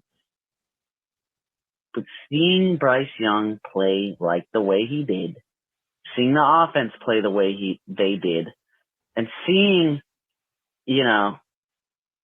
everything seeing everything come from the offense, which is something that we haven't seen all this year, was actually fun and actually was, quite reassuring. Although, of course, Eddie Pinheiro missed 2 extra points and our defense disappeared. Like, well, I don't know where they went. And, hey, Tony, if Eddie Pinheiro had made those 2 extra points, don't you think we would have been in a better position to win? Like, I know you say kickers don't lose games, but how? An extra point is something you just have to make. We were tied. You can't go for 2 every time. And when we did go for 2, we made it, except for the stupid time the refs fucked us. But, hey, what do you have to say about Eddie Pinheiro missing those 2 kicks that really hurt us? Anyway, guys. Wow. Your guys' thoughts on Eddie Pinheiro? Well, so CK and I talked about this on the post-game show. We don't think that he lost it. I don't think that he lost this game. But there's no way you could say. I was just saying as a player at this point, but he didn't lose the game. No, he didn't. There were those who said that. But no, I don't think he lost the game. I do think that, he fucked up, but he also won the Atlanta game. Right. So it's like, why did he miss these fucking kicks? I'm more interested in this and rather than discussion of did he win or lose the game. My question is him as a kicker. While there's been a lot of consistency from Pinheiro, there's a couple of drawbacks to him. One is that he doesn't have the biggest leg when it comes to place kick it, like off the tee. So he's not like a guy that's going to kick it out the end zone every time. Right. That was the last kicker's awesomeness. Who's the guy that went to Joey Sly? Yeah, like he would kick it like out of the fucking county or something. Well, Pinheiro can't do that. So it kind of harkens back to that old NFL day where they used to have a place kicker and a field goal kicker. And now, so he's not good at, he's questionable beyond 50. Like you start getting past 52 and you're wondering what the conditions are and whether you should do it. And then he misses silly extra points sometimes. What are your thoughts on Pinheiro? Nice for me. He's been a nice player for the Carolina Panthers, but I don't have a ton of allegiance to him. He's the most consistent kicker we've had in many years, in my opinion. I think he didn't lose the game for a couple of reasons. We lost by 3 points. He missed 2 extra points. Honestly, I was talking to Cody about it again on the post game. If you want to put that on Eddie, you have to equally put that on Icky as well, because one of those misses came after a holding call, and I'm pretty sure it was Icky, where Bryce Young was actually scoring a 2-point conversion. Yeah, it was on the 2-point play. Yeah. And so after that is when he had to go up and kick a field goal, an extra point that did have an extra 10 yards kick tacked onto the end of it because of that holding call. Whoever the cornerback is on that one player that catches that football that wasn't a catch. I just have a hard time when you're tied to say that any one player lost you the game. Right, exactly. I mean, that's my listen. As far as if he had missed the game winner, then sure, I'm still of the mind that you can't take that That's his job. And as much as that sucks to be able to put on him, that would be on him. Let me pose a in my hypothetical to you, because I think that being tied is an interesting caveat to this. The hypothetical is that say the Carolina Panthers are able to finish this game 30-30. They were able to they stopped the Green Bay defense rather than them going and scoring a field goal. And somehow you march down the field and you have a 45-yard kick to win the game, right? And you miss that kick, right? Then you go to overtime. And then there's two scenarios that can happen in this overtime. You could either win in this overtime, or you can lose in this overtime. But say you both get a full series of possessions after that, and you lose the game. Do you go back and say Pinero lost the game for you when you had a whole nother series? You know what I'm saying? Like, it just seems like, yeah, he could have won the game in that moment, but you could have also gone and scored a touchdown in overtime. You could have done something like that. You wouldn't be like, that's just it. It's like, to me, it being a tied game. Like, if he missed a field goal at the end that would have won the game, and then we lost because of we weren't able to get it together. It was a 51-yarder. If it was a 51-yard, again, then we go to overtime and lose. If it's like a 60-yarder, then I'm not putting so much on him. But 51 is kind of like 48, 100%. Put that on him. Then we go to overtime and lose. You say Pinero lost the game for us? Yeah, because he didn't show up when he needed to in that moment when he was kicking the game-winning field goal. Like, if he had made his goal, overtime, what if in that overtime, if you lose a game winner, you lost the game. No, what if then you go to overtime, Bryce Young throws an interception in the end zone? It's a collaborative effort at that point in time. Had Eddie done his Pinero job, still lose the game for you? He is a part of the reason that we lost. I would also say this is that if you get down there, I wouldn't be willing to say Bryce Young lost the game for you if he threw an interception in the end zone. Tony, winning and losing is a team effort. Yeah. But for the Bills team in the 90s that lost the Super Bowl on a field goal kick, as unfair as it might be, history will remember that kicker as losing the game for them. I think kicking a field goal in the NFL is much different than like what that Boston first baseman or whatever, where he let the baseball roll between his legs and he's right beside. I think there's a degree. You're acting like it's automatic. I don't know. I just think this. All right. Obviously, losing is a team effort, no matter what. It's just like winning a football game is. But again, sometimes you're never going to be able to control the optics. If you lose a last-second field goal or a last-second extra point, like Eddie Pinero did last year against the Falcons, yeah, as unfair as it might be, you lost that game. Definitely didn't win it. We can all agree 100%. They didn't win it. If we disagree if he lost it or not, we can agree he didn't win it. Let's go to the next goal. Hey, what's up? It's the real AP. AP, what's up? Merry Christmas. What's up, my man?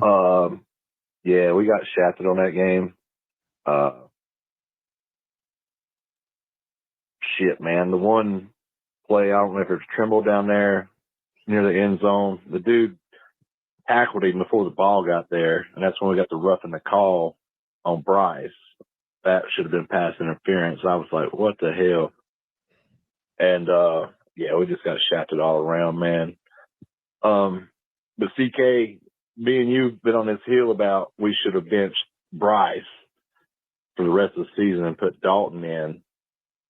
And then now, and I stood by that, and then now he has this, what do you say, a breakout game. Where do we go? Feel like I'm eating crow on that one. And the next week.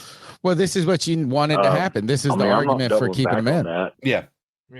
I would have made that move. I mean, he hadn't done nothing until then, but I don't know. What's your thoughts on that, buddy? Anyway, love you guys. Yeah. Hope everybody's had a Merry Christmas, man. Keep pounding. Man. CK, go first, man.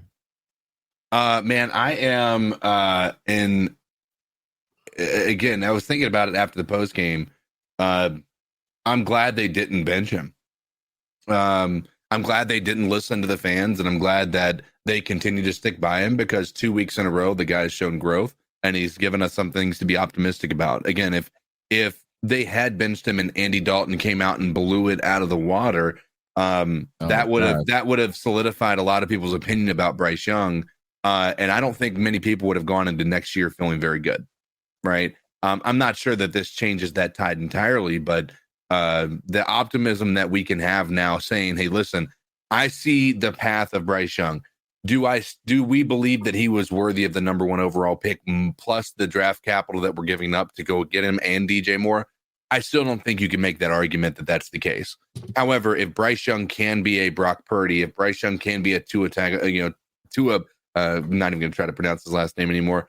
If he can come out here and actually be a Russell Wilson, I look at him almost more of a Russell Wilson, because Russell Wilson, he has a good arm, but his arm strength, or where he shines, or where he used to, is his ability to do these rainbow balls that were just accurate. And it wasn't a matter of putting the ball in a line. It was always a matter of like dropping them into a bucket.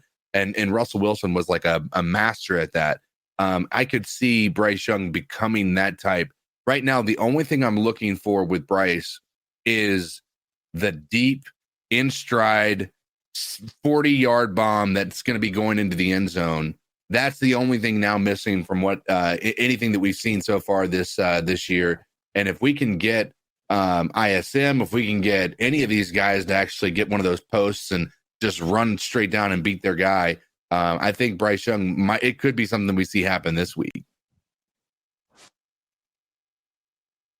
You're muted, Cody. I'm eating a little crow too. But it's not even eating crow. Like, it's not like we came from a bad place when we were saying, hey, Bryce is getting destroyed behind this piecemeal offensive line. It seems like he's breaking his confidence. We knew that no matter what happened, Bryce was gonna have to come back and be the quarterback for the Panthers. We were just looking out for his health and safety. But yeah, the fact that he did have this type of game, it doesn't happen unless you believe in him. And I think you have to give a lot of credit to Chris Tabor and Thomas Brown for sticking with their guns and saying, hey, fucking go out there and let it be undeniable that you need to be the quarterback starting every Sunday. And I think ain't apologizing for shit, Cody. I'm going to tell you this. First, the whole point of this damn long form podcast is to have discussion about things like, should you start or sit, Bryce?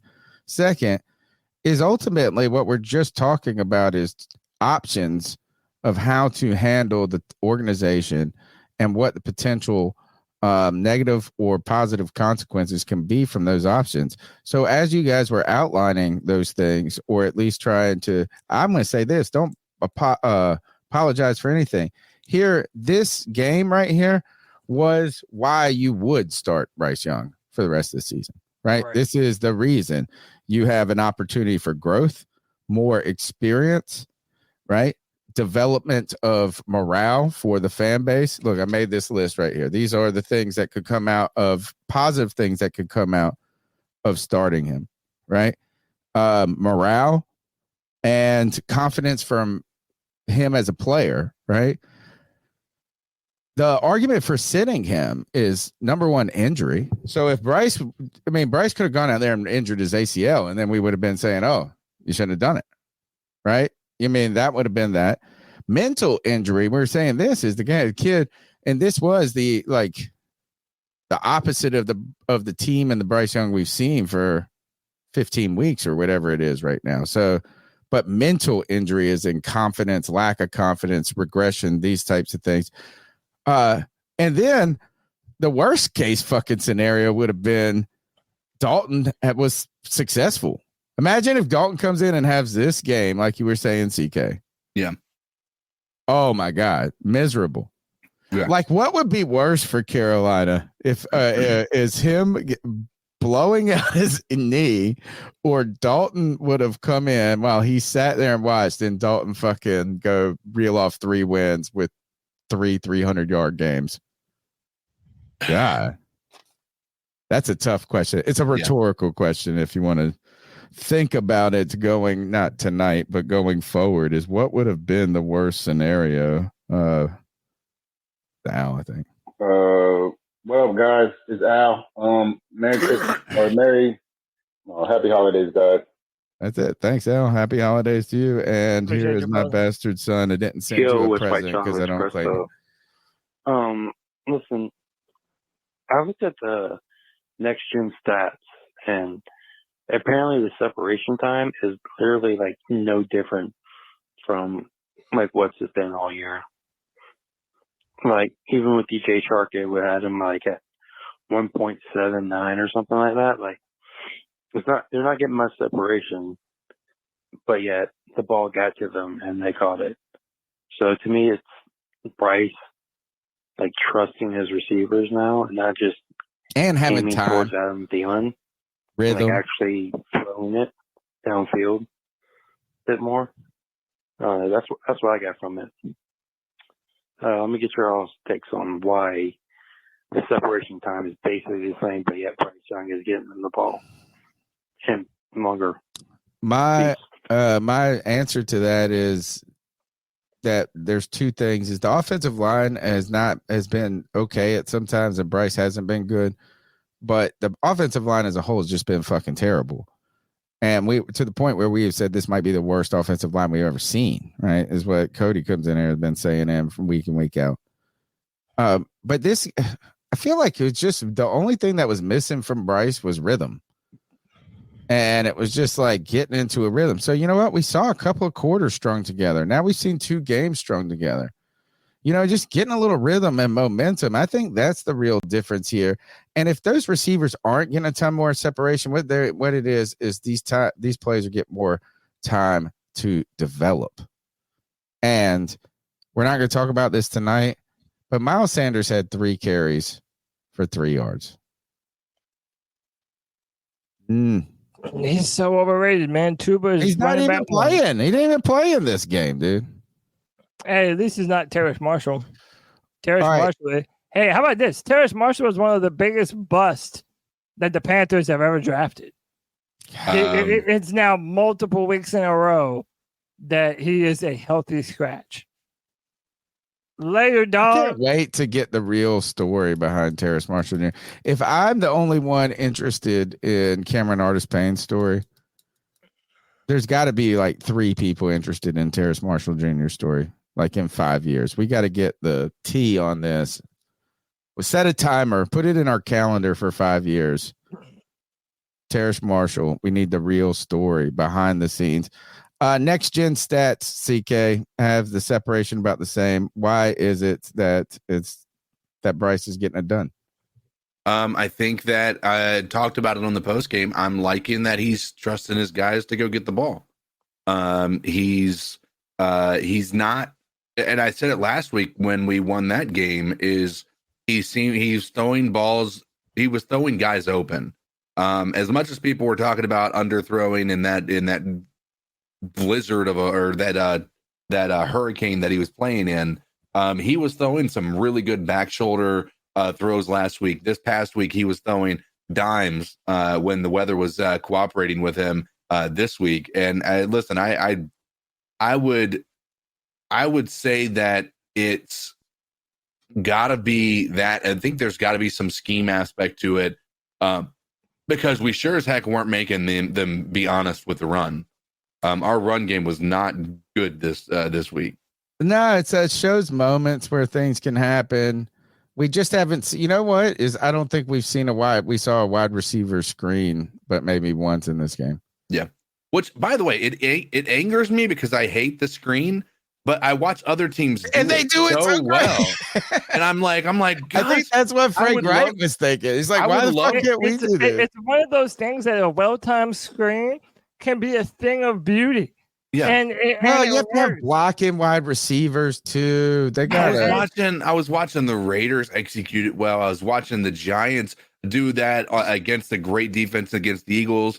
I was watching a lot of people and they just throw these screens and it would rarely get blown up. It was, by the way, that's one of our biggest issues. Right. Like the worst thing that would happen, CK, is they get 3 yards. Yeah. Right. It's like, failed screen, 3 yards. Ours would be a -3 and a fumble for a touchdown. Yeah. Our biggest issue, I think, with our wide receivers, and this kind of is a reason why I think the screens don't work as much, is we are the worst yards after catch team in the NFL by a large margin.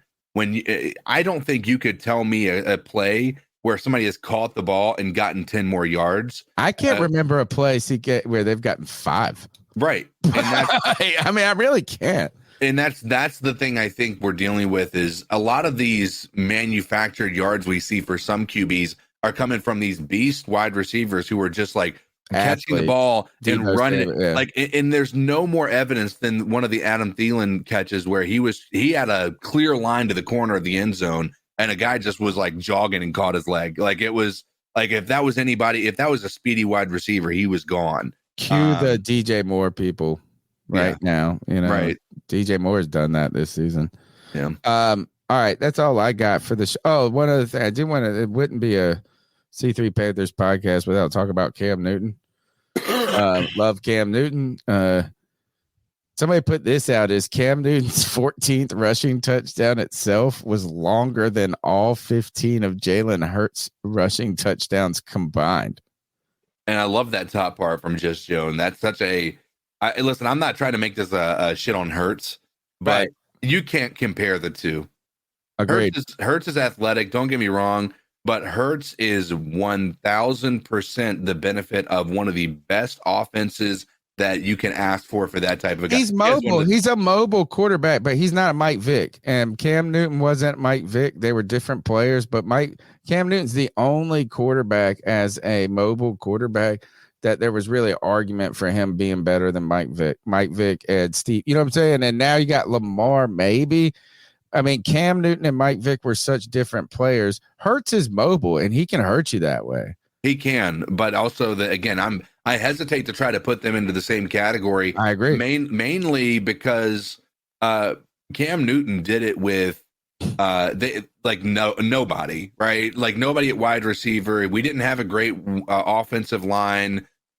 These were incredible games to see when he was running these balls, because he was fighting through that one Atlanta Falcons game in 2015 where we lost our only game is a pure indication of why Cam Newton was a superior mobile quarterback. When you're talking about having one of the best offensive lines in the entire NFL, the Eagles they have an AJ Brown, they have a Smith, they have a Swift, they have a Goddard. Man, I have zero problem saying that Cam Newton is superior from a running quarterback perspective. Justin Long said Lamar had 2 1,000-yard rushing seasons. Love Cam, but come on. I think that's a fair point. Like, I mean, if you're going to put top all-time rushing quarterbacks into the case, I think Lamar has to be up there. Yeah, man, you're going Lamar, Mike Vick, Cam Newton, Steve Young. These are types of things here. I just know this about Cam that was crazy, and I can't remember if this was 2014 or 2015 or it could have been any fucking year. I am notorious about like not getting to my seat on time for a football game, like not making kickoff. It comes back to an old ECU thing where we just like to party a little bit longer before we can't go in and drink. And this is at a college game. But I remember being in the stadium, like walking up this, trying to get to the seat. And you're fucking getting you're getting your beers real quick before you go sit down, and you miss kickoff. It might have been like the second or third play, and Cam Newton, and you hear the whole fucking crowd erupt in there, and you're like, "What happened? What happened?" And like 70-yard Cam Newton run, and you're like, "Man, I fucking missed it." I remember a game where that happened. It's just different types of situations. Yeah. Jalen Hurts, though, Cam Newton is arguably the best short yardage threat in the history of football. Like, who do you put up there? And I'm not saying we have to have a real long discussion, but like, I'm thinking just coming to mind, it's like Jerome Bettis, the bus. I can't think of a person that you had first, like, you needed 1 inch to get a touchdown. Then it's next to impossible not to put Hurts up there just because of the tush. The tush, but the problem is it's not Jalen Hurts. It's Cam, they could have done that play with Cam. You know what I'm saying? It's a big body. Cam didn't need a fucking tush. He didn't. I'm just saying, that man would throw his body around and dare you to do some shit about it, and no one could. We're putting this on the off-season schedule. We're doing a video about greatest fourth and inches player of all time. Bro, I think we should 1000% make it a series and put that out on YouTube and on Twitter or X and tag Cam Newton every chance we get. That's what we're doing. We got. I'm writing it down. I always come up with these and I never do them, and I always forget about them. We got to do this one. C3 fam, make us remember this. Because imagine if you really broke it down and you went and looked at kind of film and things, and you tried to identify the top 5 players, and you just did. Is Cam the greatest? And I think there might be an argument for it. All right, those are all the calls. We've handled about everything. There's not any real football news that I'm interested in talking about that we haven't already talked about. So I'm ready to ice some fools up and get out of here. Yeah. Let's do that. Toughen up, ice up, get it together. You already know how we pay homage to Steve Smith around these parts.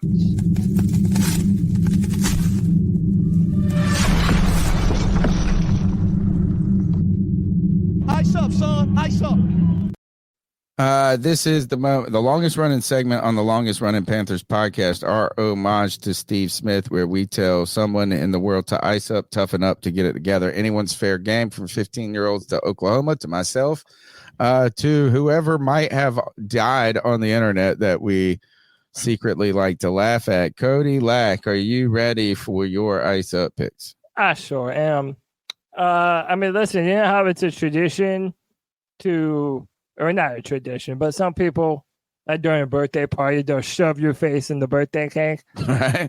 If you're going to do that, make sure that the person whose face you're shoving doesn't have a fucking knife pointing up. Oh, no. Oh! Oh, no. One more again. Oh, and he wasn't even the shover. Oh. No, he was part of it. Oh, my God. Oh, damn. Yeah, I hate to see it, and the fact that guy might never see it again. So, toughen up, ice up. All right.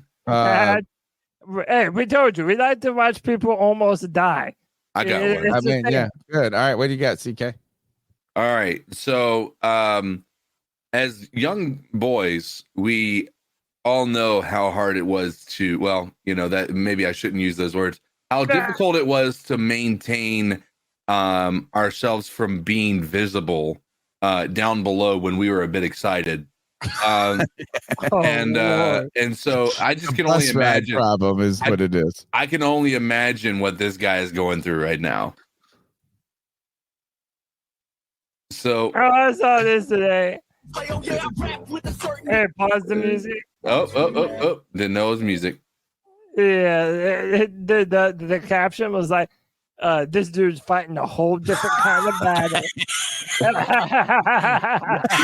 can't even look at her. See his eyes. Can't look at her. He's like, I can't look at her. He's just like, and then the more she beats him up, then he's like nothing helps in this situation. No, right? It's like if you get more aggressive and try to fucking take her down harder, then you're like, oh God. He won't and look then at if her. you let her just beat you up and do all of that, you're like, oh God.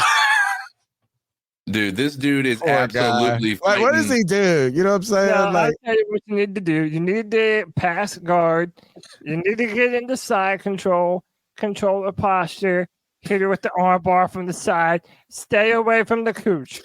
What if he just turns her over, though? There's nothing good that can happen here. There's no good scenario where this isn't in some way. His eyes don't look like that. I love this. Dude is like trying everything. He's got them athletic shorts. Oh my God. And you know what? This girl's fighting hard. She's having a real wrestling match. Yeah, this motherfucker has no thought about that extra. All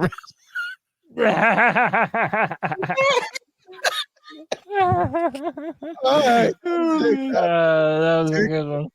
All right, that man, I'm gonna watch that like 20 times in the next one. Thank you, CK, for that. Mine is not really an ice up. I don't even know. I just like this is ECU. That's the Internet Hall of Fame tweets. I love like these kind of, and I always wonder if they're real because they're never like retweeted or something, so it's usually the response that always makes the tweet. I like this one because first of all, this is my local news channel.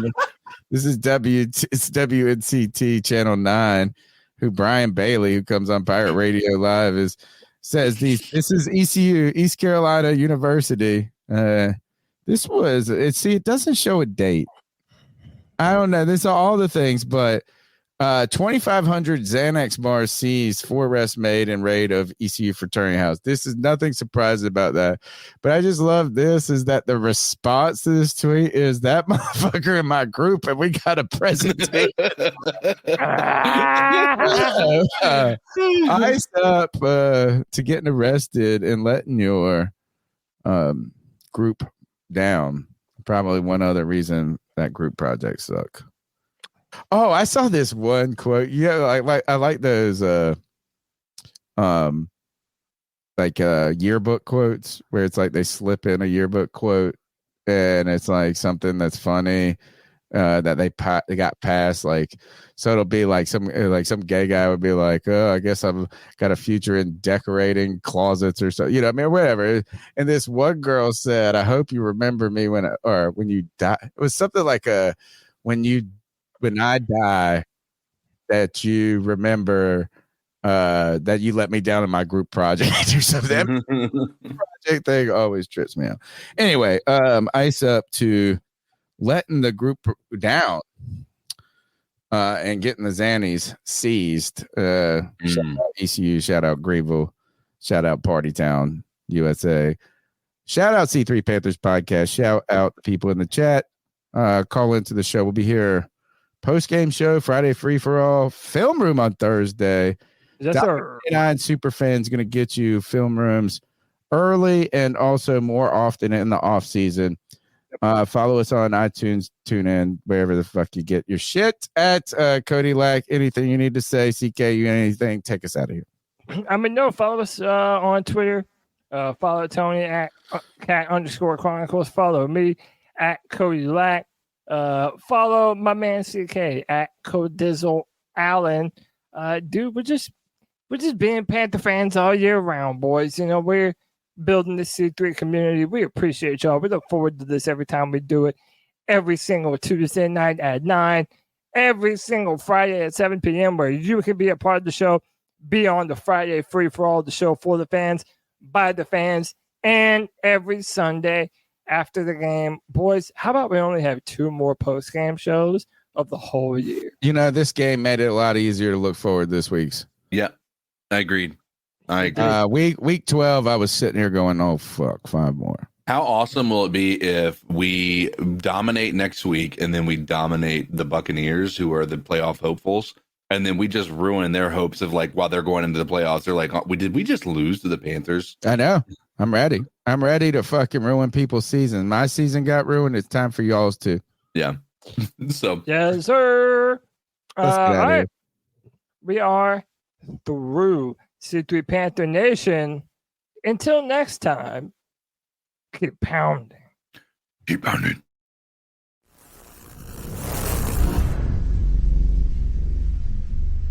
Looking for a fun way to win up to 25 times your money this basketball season? Test your skills on Prize Picks, the most exciting way to play daily fantasy sports. Just select 2 or more players, pick more or less on their projected stats, and place your entry. You could turn $10 into $250. Right now, Prize Picks will match your first deposit up to $100. Just visit prizepicks.com/fan and use code FAN. That's code FAN at prizepicks.com/fan. Must be present in certain states. Visit prizepicks.com for restrictions and details.